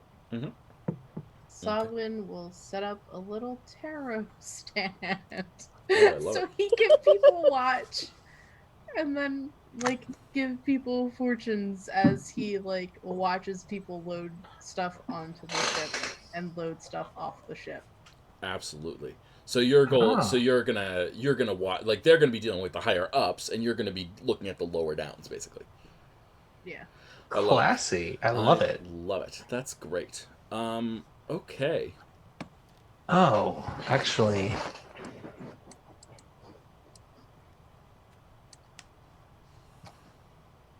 Yeah. So then the second question is, Samhain, since you're going to be the person who's at the front, do you have any way of contacting us in case we need to either get you out or if you need to warn us of some danger coming in. Well, if you stay topside, I can do this. And Sawin like pulls a piece of copper out and holds it between his thumb and forefinger, and then we'll look at Juniper and go, hello. He'll say, like, he'll whisper into the copper piece and say hello, and then she'll hear it as if he was standing right next to her because he's on the opposite side of the room. Mm. Oh, hey, nice. Oh, excellent. But I need to be able to see you in order to be able to do that. All right, let me check to see if I have anything that might be of any use whatsoever. You guys are still only level 2, so don't be too surprised if you don't. But that happens sometimes. That is true. That is true.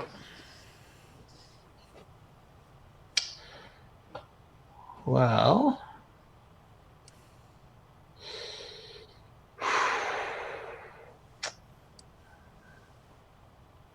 unfortunately, I do not have anything that will come in handy Excellent. for sending of messages. Okay.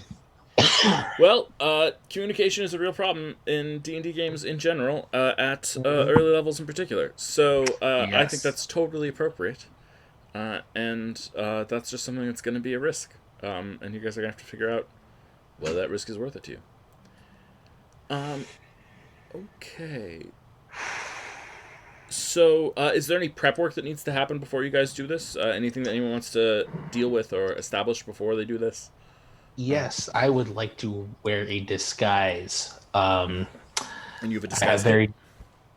I do not have a disguise kit, but I was wondering if someone might be willing to give me a little bit of a makeover. Mm-hmm. Anyone have that ability in general? I do.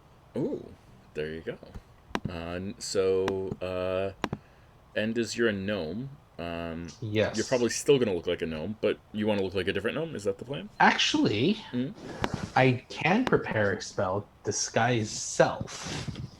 Let me just check to see how long that lasts. An hour. An hour? Ooh, okay. Or as long as Juniper's. I was going to say, we have a time frame. We do. Let me just take a look. Yeah, you know what? I'll use Disguise Self instead. And I will... see 1 foot shorter or taller, very thin, fat, or in between. Cannot change body type. Same basic arrangement of limbs. So you could be a gnome, a goblin, or a halfling pretty easily. I will definitely become a very jovial-looking halfling. Not at all a crazy mad scientist gnome, but a very jovial, Samwise Gamgee type of halfling. Yeah. For my disguise. And I will have a book with me. A notebook. A ledger book. I'm not excited about the limitations of this spell, which don't let you try on different disguises first while the rest of your party sits and reads magazines, and then you come out in different outfits and they nod or shake their heads. Yeah, I know. Well, that's what the minor illusion is for. Okay. Absolutely. Okay, yeah. So you've prepared Disguise Self as a spell. That's on your spell list. Yes, and that will be something that I will cast as we get closer to the site. Of course. Excellent. So let's see if I understand the plan correctly. You guys are going to go to this shipbuilding and shipping company called the Seas Embraced, and Sawin probably will get there first and set up a stall for tarot reading of the sorts. Yeah. Do I need any permits? Would you need any permits? Not for. Actually, yes, you would, but you would already have them. Okay. If I already got them, then... Yeah, because it's the same permit in the city for performing in a tavern. So unless that's like under the table, which I don't think it is, No, it's not under Yeah, the table. then- Everything's above yeah. board. They have like a general. Are you a street performer? Permit. Is what we have here. Okay. I have a question, I guess, about the I know someone You wanna know a guy? or mechanic. I'm trying to figure out if it can be used to, not necessarily to, this is probably just going to be some kind of like knowledge roll. I'm trying to figure out if it can be used to assess your knowledge of someone at a location who might know you without actually approaching them. Yeah, absolutely. If you want to roll, I know some folk to determine that you know someone who works for the Seas Embrace or has done business at the Seas Embrace, perhaps, or something like that. Absolutely, you can do that. Okay, let me Does that find make my sense? way back to roll 20 somehow. It's over here, second one. How am I to know? Okay, so that would be, I'm so sorry, that would be what roll? It's a charisma roll, but we've got to establish. Darn, I'm so bad at that. You're not bad at that. You're roll. But we have to establish the DC before you roll. So, how disposed do you want this person to be towards you? I How mean, friendly? it's not going to particularly matter to him, so I suppose, like, neutral, Okay. because he doesn't intend to actually approach them. He's trying to figure out, well, so, okay, I guess that complicates things, because he's trying to figure out if there's anyone who would recognize him that he should avoid. So that could be someone who is well disposed or poorly disposed. Yeah, absolutely. Yeah, I agree. I agree. That does complicate things. I'm sorry. No, I approve.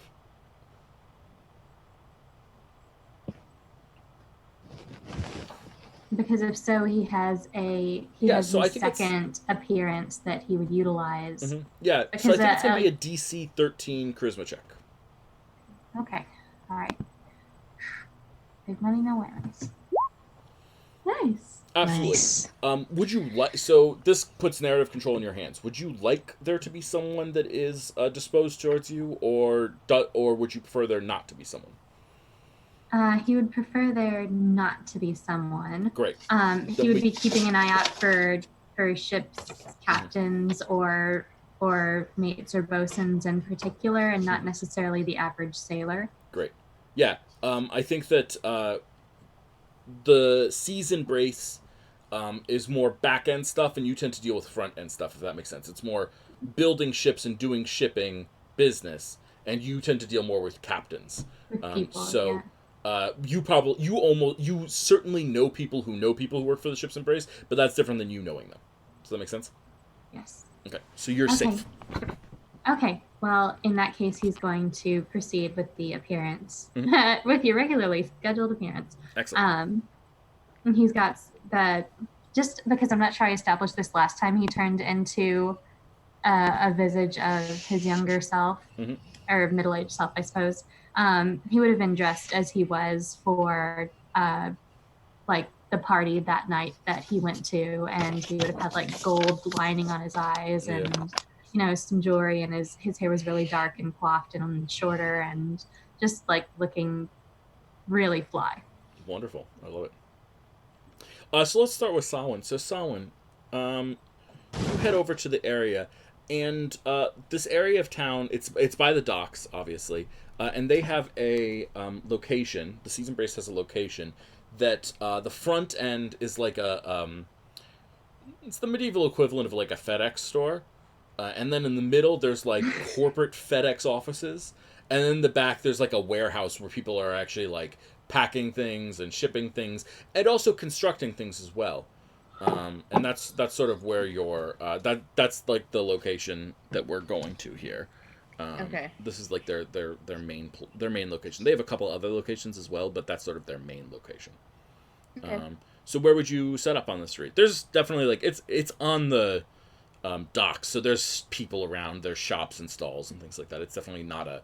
This is not an empty part of the day or an empty part of the town. Okay. So if they're going onto the boat, right? Mm-hmm. Okay. I guess I'd like to be able to be in a place where I can see people like clearly exiting off the boat, and for me to, I guess, be able to like see if they actually go inside like the FedEx center, or if they deviate from that path when they bring stuff off the boat, and make note of any other shop fronts that they go into. Perfect. That might be on that strip. So don't mind me as I roll random dice rolls that have no meaning, and then roll a nat one. So, Sawin, you set up your little stall to do a tarot reading. Yes. And someone approaches you to get their cards read. Okay. And they look at you intently and say, Hey, I know you. Yeah, you're that tiefling that plays at the Busted Barnacle. I was there the other night. Yeah, you're really good. Thank you. What does this person look like? Yeah, this is. Let's see what we got here. I've got notes on what I made this person look like. Yikes. This is a human sailor. Is all I have here. Looks a little rough and tumble. And is this I the think same sailor that Yep. danced with. Yep, this is the same sailor that danced with Nice. Juniper, and their name is Knothead. Knothead. Wait, Knothead was the bodyguard. At Knothead the is foot also of the bodyguard. Yeah, a lot of roles. This person's showing up in a couple of places. I believe. Did I mess something up? NPCs. Oh, Because Knothead was really taciturn and protective of Oceana, and Yes, the that is other definitely true. sailor was different. No, you're right. I just screwed up a name. Pardon me. Thank you. Sorry. No. Always better to correct me before I mess it up.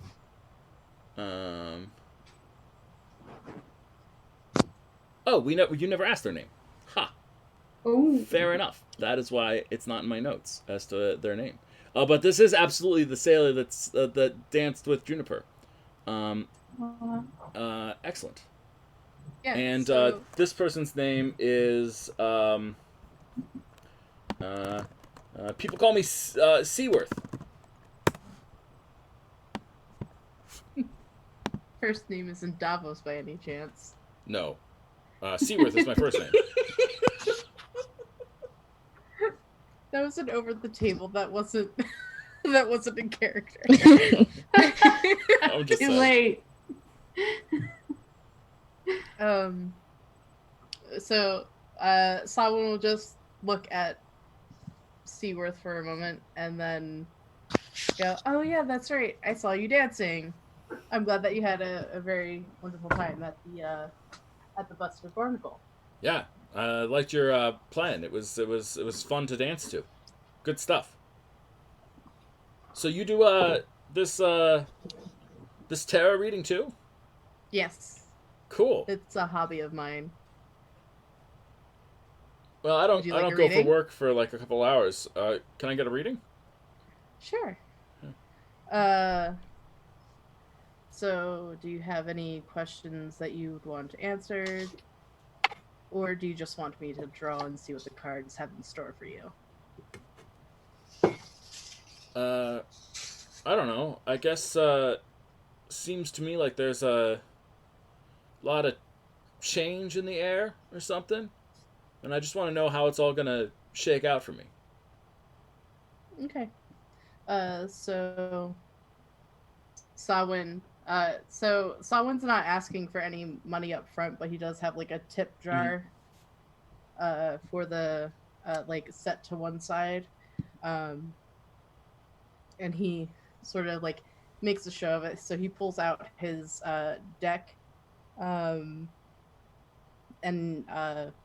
he shuffles them and he offers Seaworth a stool to sit on across from him, and he does a 3-card spread. And I'm going to cut to the other team and then cut back to Yes. you, if that makes sense. Yeah, that works because this allows me to figure out what Perfect. cards are drawn. Absolutely. So we're going to cut to the team. So Thomas, I believe you're going to be leading this delegation. You're going to be in front. Yes, and that's why he's going to draw up short just before they waltz into plain view of the open shipyard. Mm-hmm. And he's going to loudly announce, bookkeeper, show me your notes. I refuse to be embarrassed again like last time. And he kind of like leans over into his shoulder and he says, before we do this incredibly obvious thing, I would like to know what exactly it is, one more time, that we are to be asking you. We're looking to sell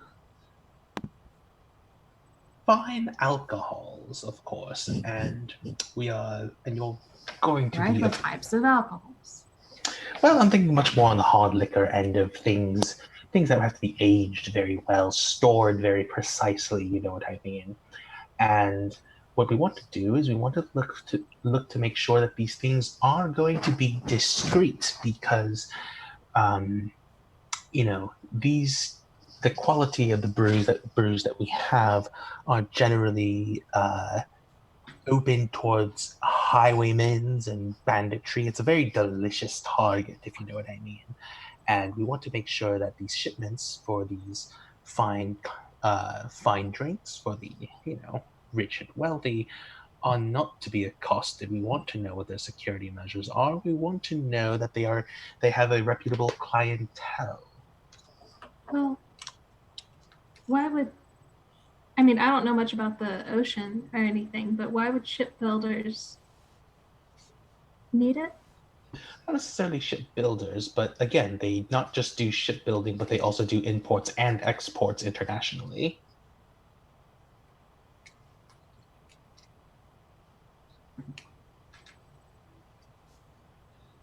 So what we're trying to do is we're trying to pretend as though we are going to be selling various materials of these, very highly prized goods. We want to make sure that they have connections towards rich and wealthy clientele, and maybe see if we can also figure out that they can set us up with some connections to people who may be importing things in exchange for, high quality alcohols. Yeah, and I think to a certain extent we can almost hand wave some of the specifics of it, right? None of us are experts in... I would imagine none of us are experts or imports or exporting, but more importantly, I, the DM, am not an expert in exporting, and so we can sort of hand wave things that we don't fully know, in exchange for we can have die rolls to cover that stuff. What I do want to check though is Musashi, you've cast Disguise Self on yourself to look like a friendly halfling. In order to kind of discuss the plan, basically what I'm saying, I thought with the disguises is that Thomas is going to be a wealthy man trying to reach a larger market for his exports, and I'm just choosing high end brandies or whatever, I don't know. And the thing is that this shipping company, obviously if they're shipping to people, they're they have a connection with possibly Blackice and his compadres. Their clientele, the people who buy and ship their things, are very wealthy clientele, and so we're trying to see if we can hook up with possible contacts that use them, that might also connect us with other people, trying to get our foot in the door into that circle of influence of who's buying and selling with this company. And from there we might get some names of people who trade, and that might lower and narrow down our list of who we want to look for once we follow the money. So, just for my sake, Endis looks like a jovial halfling. Juniper looks like a elf and wizard. Thomas looks like a younger version of himself. What does Kaz look like? Is Kaz disguised to look like a bodyguard more so than usual, or just look like themselves, or...? I think Kaz has switched out her robes for something more professional and sleek, something black, but she still has her like regular Mhm. armor on underneath. Okay. So she's kind of like more tidy. That's all. Yeah, it looks neater. Okay, cool. But no need for like a disguise check or something like that. You're not trying to not be yourself. No disguise. Excellent. Okay. Kaz, just one moment. May I take a look at your sword? Sure. All right. And with this, Andaz is actually going to pull out a couple like pens and the like, and make some markings on it. And that sword has now received an infusion, an artificer infusion. Oh snap! And this infusion is called Enhanced Weapon. And the markings that Andaz is doing with like the pen and all that, they're very subtle, and they'll fade away after a while. But this magic weapon grants a +1 bonus to attack and damage rolls made with it. Oh snap! That's just amazing. in case things really hit the fan and go poorly. In case things very much, I would rather get this taken care of now than later. Absolutely. How long does it you will not last? do this under cover of afternoon. We are trying to keep it as civil as possible. Of course, but certain, just in case. So essentially, it will last. Let me just take a look really quickly at how long it lasts. Your infusion remains in an item indefinitely, or until I decide to apply that infusion to a different item. There you go. Wow, that's really cool. It's just +1 for now. Yep. Okay, Until +1 to to attack and +1 for damage. Okay. Yes. Yeah, you can also program that into your Roll20 longsword if you want. If do you know how to do that? Yeah, I've done so. Great, excellent, awesome. Okay. Yeah. So Thomas, you're gonna head on in to this place. Are you leading? Do you have your bodyguard lead? What do you do?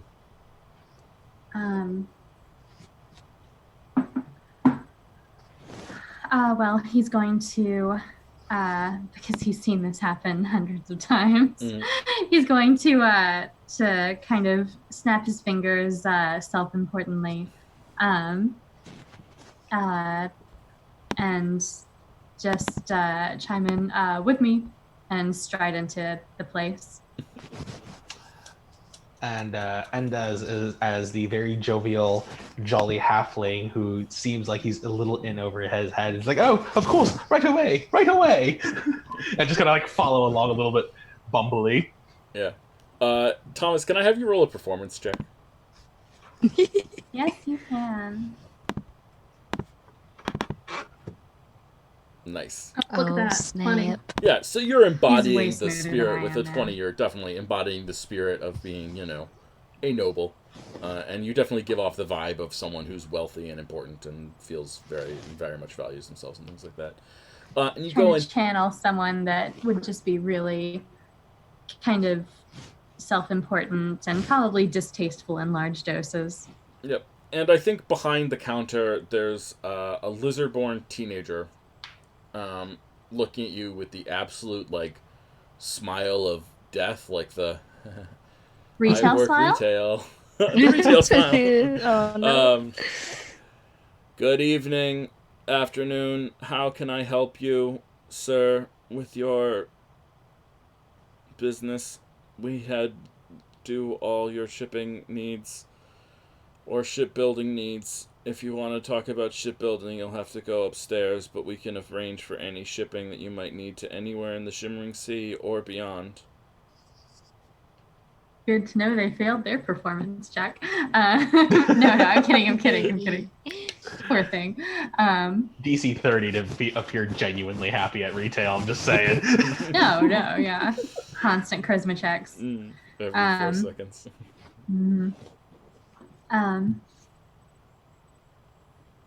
Thomas is just going to kind of regard this poor youth and kind of tilt his head and say something along the lines of, I bring a good deal of business to this port. I wish to speak to someone in charge.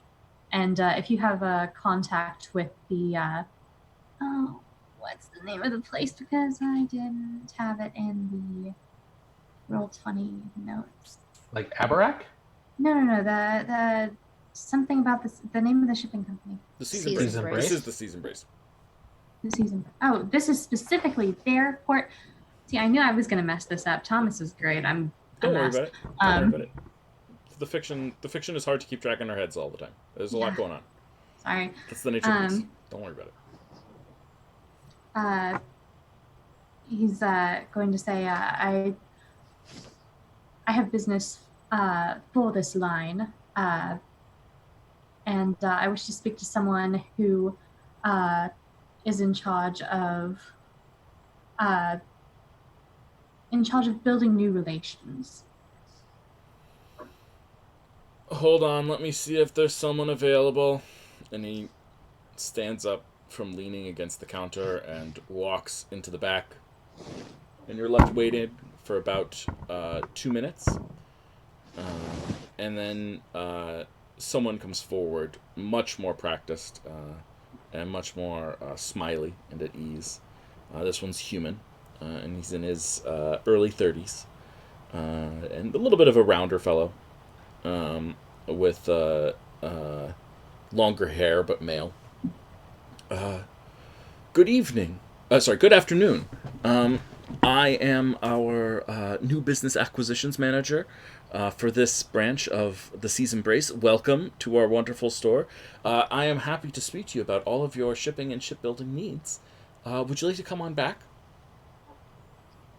Quite. And he's doing you can see him doing the appraisal of you guys, just trying to judge how wealthy you look and things like that.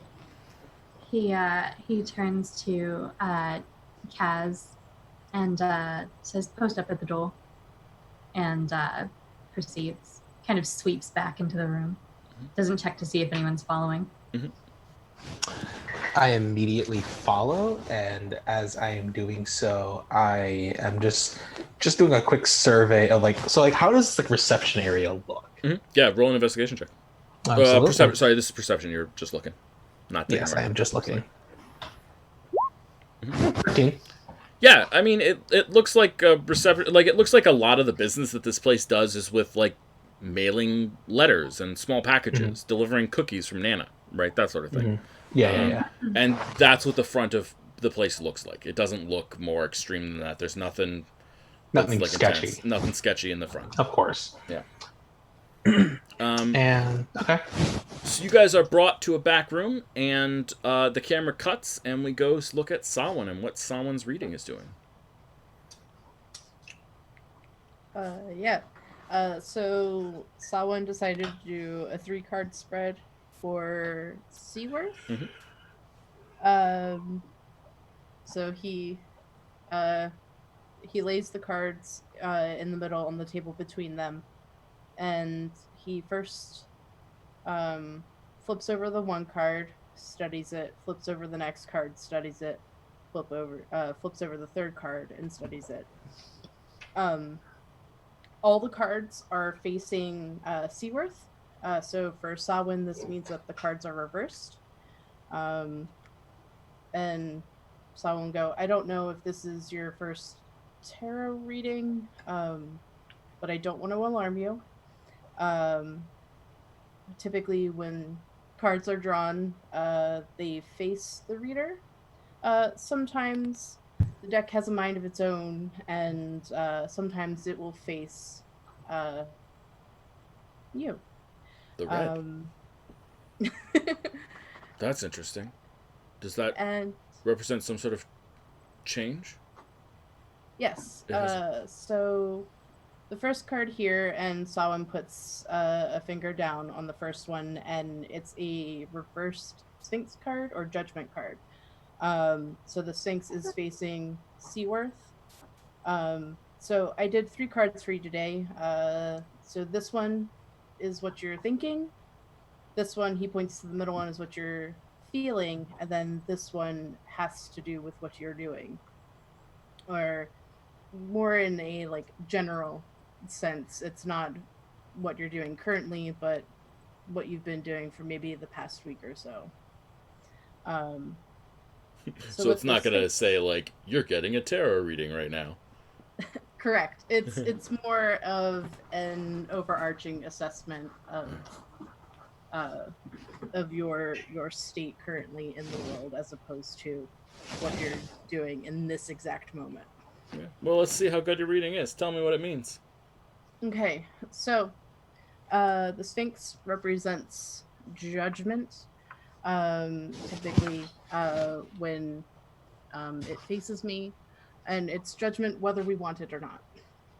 Um, since the card is currently facing you, it's telling me that you might have been feeling maybe a lack of self awareness, maybe you're feeling some doubts, or again, just a general statement that you've had the occasional bit of self loathing recently. So currently, you might not be able to see the full picture, or if you are able to see some of the picture in front of you, um, you're perhaps maybe focused in on something that you don't particularly like. So the card thinks that maybe you are being a little too harsh on yourself, or you're unable to see your true worth. Hmm. That's interesting. Um, What's the second card? You said this is what I'm thinking? so the first card is what you're thinking. Okay. The second card is what you're currently feeling. Oh, okay. So basically, how your emotions have been, and what your dominant feeling might be for today, or your most recent sort of overall mood. Um, so the second card is a reversed Ace of Cups. So this can include wasted emotions. Maybe you're blocked creatively, or maybe you're just feeling a certain emptiness. Yeah. Um, That's true. Wow, you're good at this. it's all so Sawan goes, it's not all me. It is most definitely the cards. I am just an interpreter. um when you see an Ace of Cups reversed like we have in front of us today, um it it's a cup that is empty, drained of the powers that it could potentially give. um so either something wonderful is being wasted and or blocked, and you must take it upon yourself to figure out what you can do to reclaim the soothing waters and place them back into your cup. Hmm. And last but most certainly not least, the doing. And he taps the there's another reversed card, and it's the Four of Cups. So these are basically uh, essentially like tasks that you might be focused on today, or like I said, in the most recent sort of sense.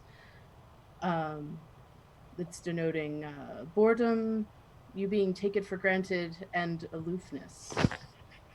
So, in your search for something meaningful, perhaps you've been led to ignore the potential happiness that's sitting right before you. So much inner focus has made you lose your way, and you've begun to deny the wonders that the world offers. So, the cards tell you to find balance, and in order for you to find the balance, you must look both inward and outward. Yeah. Well, phew, you're right on. I don't mind telling you that I had a job change a couple years ago, and lately I've been feeling like I should be going back to my former way of life, and maybe returning to how I used to be and what I used to do. Do you think that that might give me the balance that I seek? Because I do feel unsettled. I would, based on the cards that have been drawn for you today, I would definitely do some reflection. I would attempt to look at the bigger picture in front of me. Um, for instance, the amount of joy that you received when you began your new job versus the satisfaction you got from your old job. Obviously, you made a a change for a reason. And while we make these changes, we don't always necessarily have to stick with the changes that we made, but you did make a change for a reason. I think it's good to weigh your pros and cons, as any intelligent person would do, and then look at, once you have that full picture, then make your decision. Are you like a priest or something? Oh, no, just You're sure? Because you talk like one of those Yemis people. Oh, You no. see up and down the dock. I am not affiliated with Yemis. I am flattered and honored that you think I am, but I am not. I am just a simple, humble artisan of music and readings. That is all. Nothing more, nothing less. Yeah. So he looks across at you and stands up and reaches forward to like shake your hand. And then like reaches into like a pouch on his belt and pulls out a couple of coins and looks to hand it to you, and then realizes that you've got a jar, and so like awkwardly shifts his hand over and drops them in the jar. Samhain will shake his hand. Shakes your hand and thanks. You I did this on a lark. I wasn't expecting such clarity to just hit me right in the face. But you've done a lot for me. Thank you very much for giving me your time. Yeah, thank you. And he turns and walks towards the warehouse part of the Seas Embrace. And he goes up to a door on the side of the warehouse. That's probably like a shipping door. In some ways, it's like a big shipping door, but then has like a smaller door on the inside of the shipping door that people actually used to open when they don't want to roll up the door to import things that are big. And he knocks on it 3 times and then pauses and then knocks twice more. And then the door opens and he goes inside. Okay. What clothing was Seaworth wearing? Yeah, he was wearing sort of like just general seaman's clothes. Nothing unexpected. There's sort of a Celestran style right now where there's like little light wings on the shoulders, like shoulder pads that are above the clothing rather than inside the clothing. Little awkward style, but it's the current. It's in the current fashion. He's wearing that. His clothing looked well kept. Definitely good clothing. Nothing ruined or anything like that. Did he have any identifying facial features? Yeah, he has a goatee. Is sort of his most identifying feature. And it's very dark hair. He's black hair all around. Short, cropped on the top, and then this goatee. And then sort of a slightly larger nose than one would typically expect. Like it's been broken a couple of times? Yeah, perhaps. But not... but it hasn't healed crooked. Right, it's been set, yes, but exactly. Until it's been broken. Exactly. Okay. I also want you to roll a perception check. There's something that you could have seen, and I want to see if you would have seen it. Okay. Did you need to know my passive? No, I'm certain not. Okay, alright. But I will check it myself. I do have it all here. Okay. I just want to make sure I don't have any more questions about Seaworth. Alright. Time for the perception check. Let's do it. 13. No, that is not enough to notice this. Nice try, though. Excellent. Okay. So our group has divided into 2. We've got into 3 now. We have Kaz waiting outside, and the 3 of you heading inside to have this meeting. I think it matters more the meeting first, so we're going to start with the meeting. So Thomas, you are escorted. This is already sitting. Yeah. Okay. Excellent. I love it. And he has made an appraisal of you and is determined that you are wealthy. This is his belief. Your 20 on your performance check guarantees that he believes this.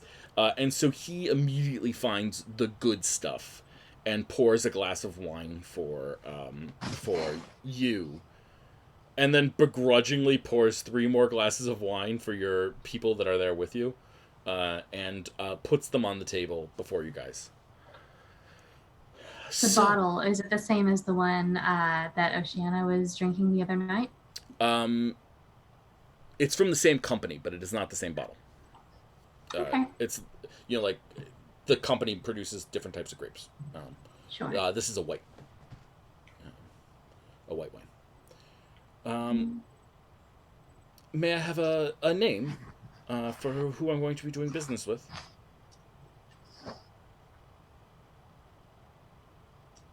Elliot Verity. Elliot Verity. My lord? Is lord appropriate? Not quite so much as that, but time will tell. Yes, we do live in an age where merchants and lords are intermingled, and we'll find out what happens and how everything settles in the future. Should be fun. It is the very chaos of our current climb that brings me to your doorstep today, Mr. Oh, yes, of course. My name is Mr. Let's give this guy a name. It's a weird name. Mr. Mr. Torona. Mr. Torona, if it please you. Charmed. Mr. Torona, my family, the Verity family, runs a rather lucrative shipping business just outside of the city. We generally trade in a little bit of everything under the sun: clothing, construction materials, furniture, minerals, cotton, food supplies. The grain crop is coming in a few months. I may be reaching out to you again at that time. You're interested in selling or all, shipping? Because we might actually have buyers set up for you as well. If you're, you mentioned wood. Yes, well, of course, the harvest isn't for a few months yet. I currently have a dilemma. The bloody elves, it seems, have double-crossed us yet again. Yeah, and as he says that, he glances over at Juniper, who's in elf disguise, just to see how Juniper reacts. Well, I sent you a little bit of a message on the regarding Discord. Perfect. on Discord regarding this a little bit, but Juniper is attempting to look. Perfect. I love it. Yes. So hopefully this is right, that she's kind of looking a little bit like she's standing up very, very straight, and she looks a little bit more like politely detached, I guess you would say. She's looking around the room, but she doesn't have like a set focus. Yeah, and when when that happens, she just she smiles a little bit, and maybe it's because she is in elf form and you haven't seen her smile aside from Fox, but it doesn't look like hers. Yeah, I love it. And that's great. Yeah. Okay. That's all. Yeah, so he just and he takes that to mean that you may be basically what he's assuming is that means that when Thomas says the bloody elves, Thomas means Sunera, right? And when you smile, he assumes that you are an elf that is not from Sunera.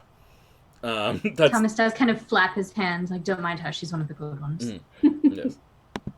Well, I can certainly understand the desire. Oh, sorry, you first, please. He kind of swishes his drink and examines the legs on the wine and kind of sniffs it and tastes it and makes him wait for him for a second before setting the glass back down. He says the accord at Terrafest was to be immensely profitable for us. It would open up trade relations through Sunera that our family has not had access to in decades. Unfortunately, we all know how that turned out. And it happens, I have just shy of a ton of Boca that's supposed to ship to 4 different ports of call. and 2 of them are expected within a fortnight. Well, of course, we can absolutely arrange for shipping to various sorts of locations. You said buka? That's a fig liquor, right? Quite. Oh, excellent. Yes, quite popular to export Chalestrin delicacies around the world, as I'm sure you know. How far away are we shipping these? Within a fortnight? It could be easy or quite difficult, depending on the distances that you need to go. As it happens, the 2 that are expecting us are located nearer than the others, which is why I'd prefer them all to go out at the same time if we're to meet our schedules. Per the map, which I'm having trouble pulling up, the larger island just off the coast is named... I don't think we have a name for it yet, but excellent. Perfect. No problem. It would be 2 different locations on that island. Perfect. It would be 2 different locations. Excellent. Well, we will come up with a name for that island, the place where people ship buka. I love it. Yes, and? Yeah, I love it. Yes, well, I absolutely can understand where you're coming from. That's not too far by any stretch of the imagination for shipments to get there within a fortnight, as I'm sure you know. That shouldn't take longer than... The entire order is expected within a fortnight. This is expected within a couple of weeks. Hence my urgency. God forbid my family lower itself to dealing with privateers or the likes thereof. Yes, of course. One would never want to be caught dealing with pirates of any sort. That seems highly inappropriate. Well, the operation here is very expertly run. I'm the businessman, so it's my job to tell you about these things and offer options to you. But it seems like you know what you want, so then it becomes my job just to make sure that you, my Lord Verity, have exactly what you want. Mr. Verity, sorry, I apologize.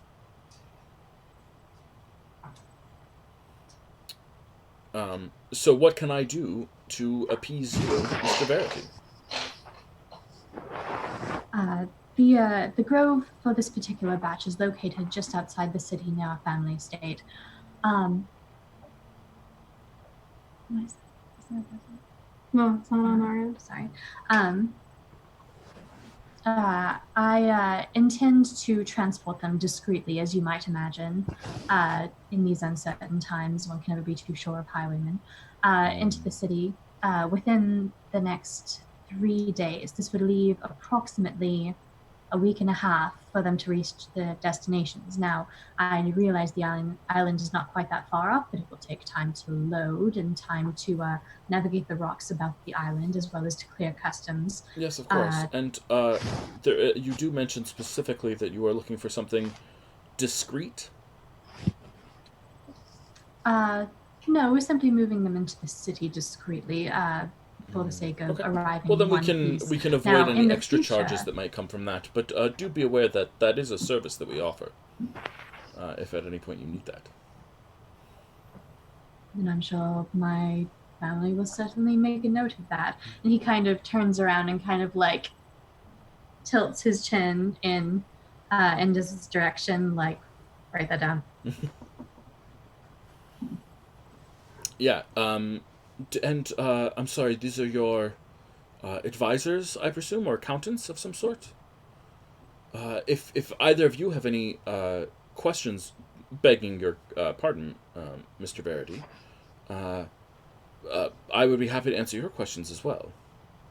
Bookkeeper, is it all in order? Well, I did have some questions about the logistics of your works here. It seems as though the deal seems to be in order. However, I would think that it is important for us to at least take a look at how things will be handled. The commerce that we will be trading is of a certain quality and fragility, and I want to at least take a look and to make sure that these things are handled with the appropriate care. Would it be possible for you to at least show us what the storages would be like, as well as what the processes and the loading, all the basic logistics? We want to make sure things are shipped properly as we do not want any upset customers if things were to spoil along the way. Absolutely. Come right this way, and I'll show you our shipbuilding operation and explain how we go about the whole process. And he stands up and starts escorting you out of the room. And we're going to cut the camera there to Kaz.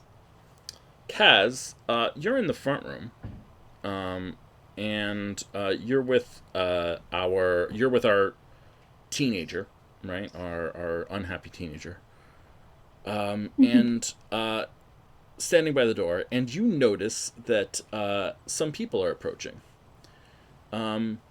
Mix of lizard folk and human. Again, common for Chalestra. Those are the two dominant races here. And looking very tough and raggedy. Not so much like sailors in typical sense or pirates, but more like thugs. And there's a group of 8 of them that are just sort of coming confidently towards this. And one of them is in the front. She is got her short hair spiked upwards, just looking very intense. And she's got like piercings all over, and she has like an armband that has spikes on it of various sorts. And she walks straight into the shop, unless you're going to stop them for any reason, which I'm not saying you should or shouldn't, but I'm just, But she's going to walk straight into the shop, and then walk straight, ignoring our teenage kid, who like tries to ignore them but also looks nervous, and walks straight towards the back. Kaz From kind here? of puffs up Mhm. and stands up straight and stares at them, as intimidating as she can make herself to be. And as they approach, as they get closer, she says, "There's business being conducted here right now. You should come back later." The lady looks at her thugs with her, and she looks around and she says, "You hear that, boys? This one says there's business here. Yeah, I know there's business here. I wouldn't be here if there weren't business here." Well, I suggest you come back at a later time. I don't think you get a say in what I do. She just straightens up and stands in their way, so to kind of make herself out to not let them pass if they attempted to go by. Yeah. Why don't you roll an intimidation check? I feel like you're trying to be intimidating to this person. 13. Yeah. So she like gets right up in your face, but not like touching or anything yet. But she just sort of reaches down and pulls something out of her pocket, and sticks it in her mouth, and then holds a finger up, and a little flame pops out of the tip of her finger and ignites what we would think of as being some sort of cigarette. And she inhales, and then blows smoke in your face. And the little teenager's like, actually, smoking's not a lot. And then she looks at him and says, "Shut up!" He, like, just immediately hides, like, behind a pillar or something. She looks at you and says, "You're tough. I like it. Well, you may have business going on back there, but I've got business way back there, and you're in my way. I won't interrupt no business. I don't care about what ship deals are going on or any nonsense like that. I just need to get to the back room, which you are standing between me and my destination." Well, then, that's fine, but just don't get in the way. And she moves aside, but follows them in. Mm-hmm. Yeah, so they start... So she laughs and says, "I knew you was a pushover." And then walks past you. Oh, man. And the guards... and her thugs are following her, laughing as well. I want you to roll a perception check since you're following them. Okay.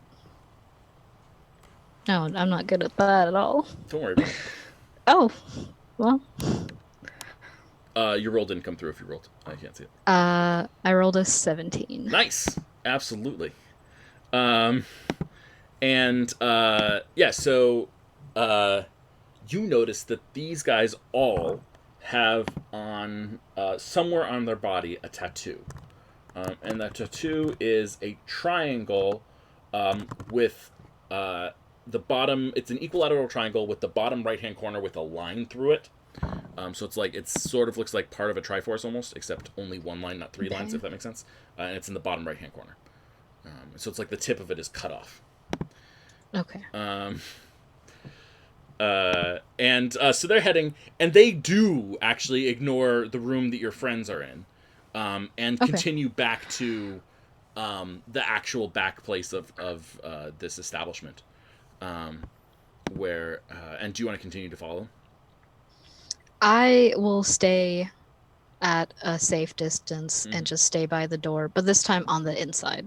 Okay, absolutely. Sawin, cut to you outside. What are you doing? You just saw this person sneak into or come in the secret side entrance of a building. Do you want to do something while you're out there? I'm just gonna keep a note of the time that Seaworth went in, and I guess see when he comes out. Yeah, it was about 10 minutes before noon that he arrived. To me, and had the reading, or after he left me? To get into the building. He knocked on the door at 10 minutes to noon.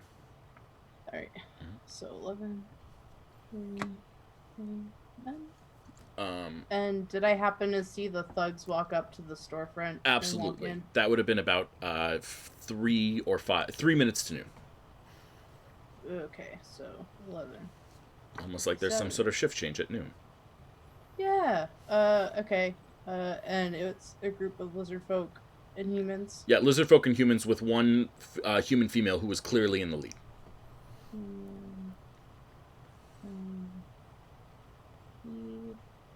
Did any of them happen to walk by my stand in order to get to the storefront? Yeah, I think quite possibly. Yeah, sure. That's reasonable. Okay. Would I have noticed anything else about their appearance? Yeah, I'll allow you to roll the perception check to see the tattoo as well. Okay. Alright. Perception. Ooh, 7. Nope.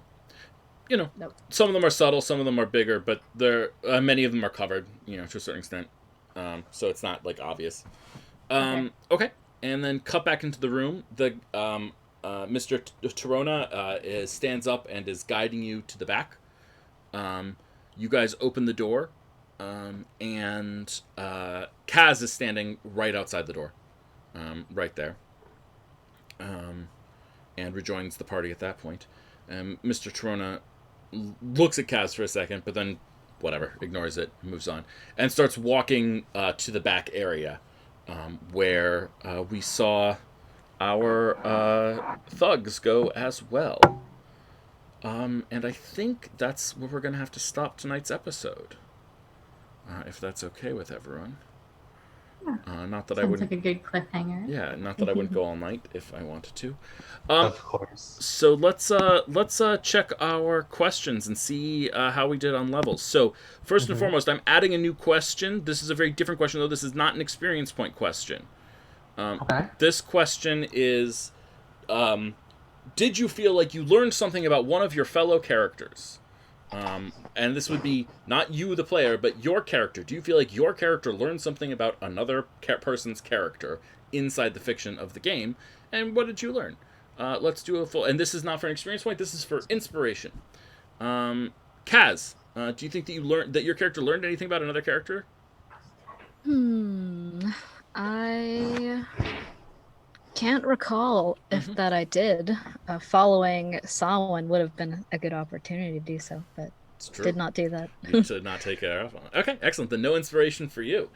We were all present. Sorry, I hate to interrupt. We were all present except for Samhain, I think, when Juniper revealed her backstory in terms of her disguise. Absolutely, and how she got through college. Yeah. I would take that for one of you absolutely can claim that point. Claim that point of inspiration. So Even if we were all there. Okay, no, sorry. it's one thing per person. One point per Sorry. event. No, I approve. If no one else if no one else claims that though, Nia, that's yours. okay. Musashi, do you feel like Enda's learned something about anyone? You know, Enda's did learn something about Samhain before, and it was that Samhain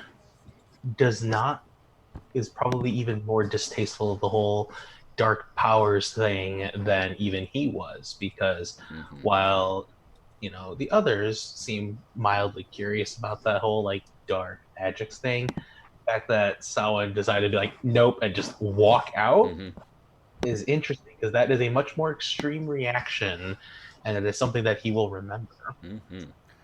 Says something a lot about one's character, how they respond to certain arcane revelations. Absolutely. Jess, did Samhain learn something about anyone, any other PC?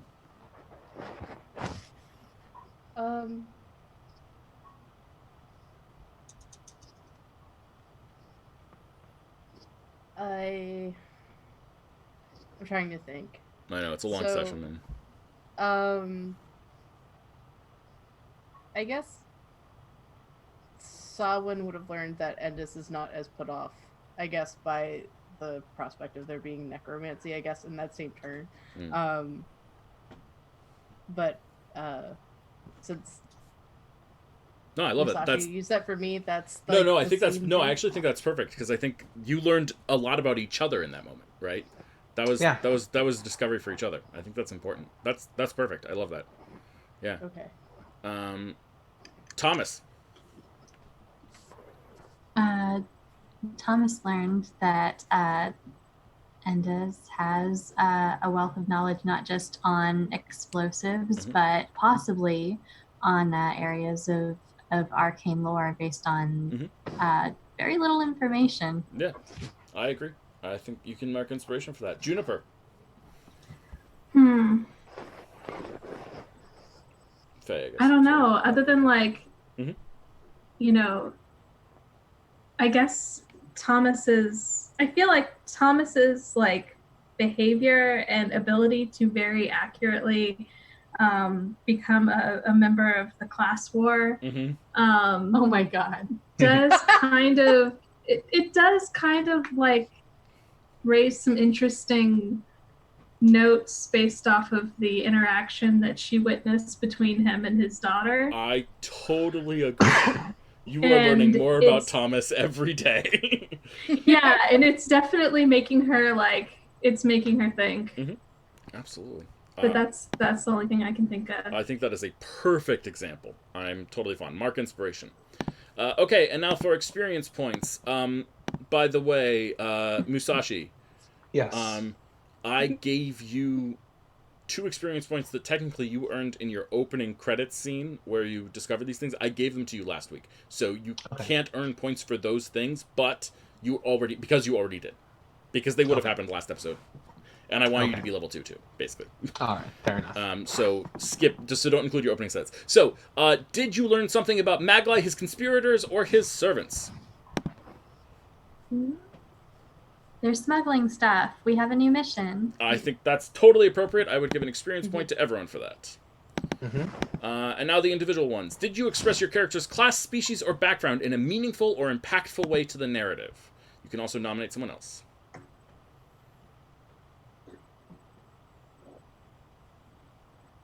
Samhain blew it out of the water with the tarot card. Strongly agree. Definitely, yeah. Yes. Someone take an experience point for that. Anyone else want to nominate someone? I want to give one to Kaz because it is very much a sign of paladininess that you didn't rise up to the bait of getting angry. It says a lot about a person's character that they decide not to pick a fight that is unnecessary, even though the NPC was being a oh yeah. Total 2. I could easily have seen like other players in a similar case just like, all right, well, like roll for initiative, and Yep. then like Oh, beat man, people yeah. up and stuff. And Like, I will could say easily the see that narrative would be in happening. a totally different place if that is what would happen. It was difficult. Me as a player, that is one of my biggest pet peeves is someone blowing smoke in my face. Oh, Oh, man, yeah. I'm sorry. I didn't even know. It's okay. It's okay. It's just like, oh, Absolutely. I want to hit something. That's me as a person. Yep. As a player. Anyone else want to nominate? Let's see. We have Endis, Thomas, or Juniper. I'll nominate Endos because, well, there are like several things, but one of them in particular was the markings on the sword. Yep. Strongly yeah? agree. Perfect. Okay, thank you. Anyone else? Thomas for being able to don his disguise essentially, and then act out his role in the whole sting operation, and it coming very naturally to him to be that way. Yeah, I definitely guess, think like, that's an talking to a impact complete of total Thomas's stranger. background. Yeah. I think that's hugely because of Thomas's background that Thomas can just fit into this society so well. Especially with the updated background that we just gave you today. So that I think is literally Not updated per se, just confirmed. yeah, fixed, but- whatever. And it solidified, and all that good stuff. Okay. Works for me. Did you overcome a meaningful obstacle or impediment to your character? This can be personal growth, knowledge, or defeating something big. Hold on, wait a second. Did we skip Juniper? Did Juniper do anything? Did anyone want to nominate Juniper? I did want to nominate Juniper. Please, if let's that's hear it. all right. Because I like the excitement over putting that minor illusion. Check my disguises. I thought it was fun. Yeah. I thought it was a really good way of developing a character. I think it's a really good way of showing personality. I enjoyed that a lot. I love it. I also love that Juniper put forth a elegant dress first, and like, oh no, I've got business wear too. You know, they're just illusionists, man. They've got all clothing. Excellent. Did you overcome a meaningful obstacle or impediment to your character? This can be personal growth, knowledge, or defeating something big. I can overcome an obstacle. I feel like we won't really know that until next session in a way. Well, then we would get it next session, I think. Well, but I mean, some of you might have felt like there was a personal situation that come up. Like I don't know. I mean, in some ways, this is one that's harder to nominate others for sometimes. But you know, I could see Samhain getting this point for obviously you left the room for personal reasons, and then chose to return. Do you think that was a significant enough thing to earn a point? I don't think that it's a significant enough reason to earn a point, only because he's still not sharing with the class like why certain things have bothered him the last 2 times that they've met. Like one of them being like when they went over the list and he found other initials on them.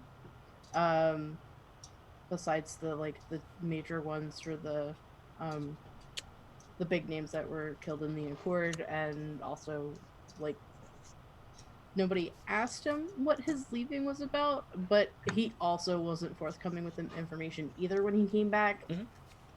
So I don't think. So for you, you feel like the overcoming a meaningful obstacle in this one subject matter would be more like if Sabwin was willing to share. Yes. Is growing. I totally can understand that, and I think I agree. I like it. I wanted to kind of bring up maybe this is kind of like a group thing altogether.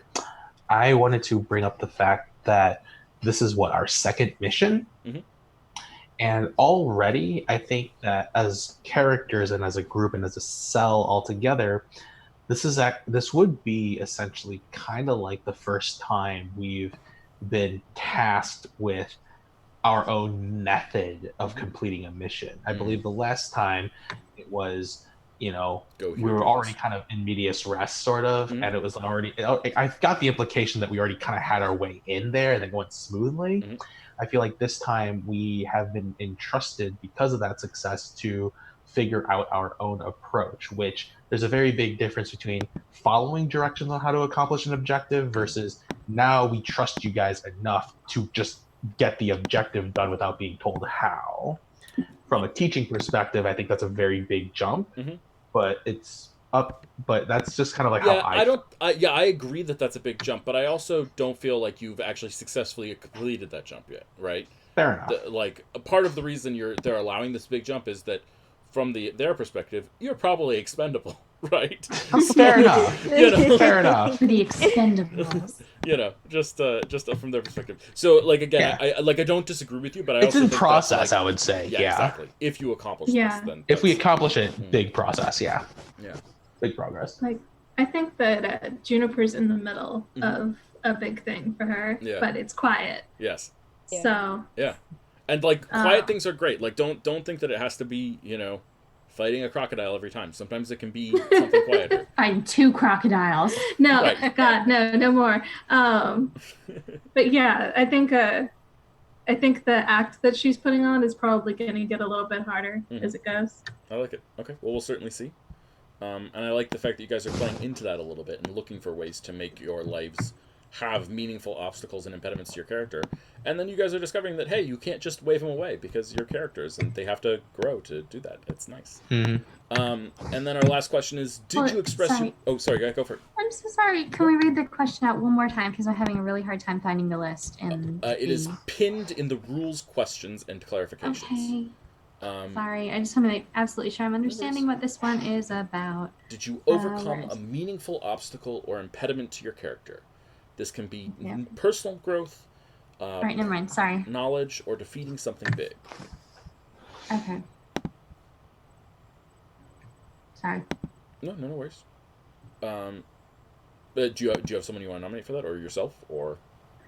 No, I don't think so. After all. Okay. And then the last one is, did you express your relationship to your alignment in a meaningful way? Did it complicate your life? Alignment. I feel like at the end of every session for a little while, we might have to remind ourselves what our respective alignments are. Everyone is either chaotic good, neutral good, or lawful good, I believe, last I checked. So if you are chaotic or lawful, then that is a thing. I think if you are a lawful good person, you might you might have problems with doing this this escapade, right? In some level, it might be like a difficult escapade emotionally for you to be a part of. And in that case, if you role played that out for us, if you said, Kaz, are you lawful good or are you neutral good? Nope, chaotic. You're chaotic good. Okay, well, that's not a good. Is anyone who's lawful good? Juniper? No. Is anyone lawful good? Maybe we're all neutral and chaotic good. We're the bad kids. Okay, that's fine. We're the bad good kids. Well, if you were lawful good, and you said the kids that think creatively and outside the box, and definitely not doing what the teacher told us to, but we still get the same end result, so they can't be mad at us. Darn dude. I generally kind of feel like if we're a part of an assassination plot, that's kind of We'll use hard that to every be lawful time. good. I mean, I don't disagree in some ways, but that makes that point easier to get, right? Because then all you have to do is say, "Oh man, my character is super conflicted about this situation that I'm heading into." So they take 4 deep breaths and steel themselves and go on in, and like then you're role playing it out, and that's like it impacts the narrative, right, a little bit. If we can see the reluctance, if we can see the doubt, right? In some ways, the doubt might be worthwhile. And in fact, in some ways, right, I mean, we don't know it yet, but in some ways it may be that the long-term goal of this is a restoration of order. Who knows? And all that good stuff. I don't know if it's Ghost to self-nominate, No, it is but not. Thomas was very nervous about going in there in the middle of daylight in a city that he wants to continue to live in. And he definitely wanted to pick Oceana's brain first. And the suddenness with which we were suddenly doing this then was part of the reason why he wanted to communicate so much about it before they went in. Okay, that is true. I love that. I think absolutely. Take a point for that. I'm down. That makes perfect sense to me. And also, definitely not Ghost to self-nominate, right? There's a little bit of playing an RPG that is, we all we all do it together, obviously, and it's communal storytelling, but it's also like sometimes you are in your character's head in a way that the rest of us are not, right? I don't think anyone else could know that about Thomas, necessarily. Certainly not yet. And as we do this more, we'll get more and more used to it and see how it all goes, and figure out how everything works. I'm trying to think right now about like, you know, alignment and complications. I feel like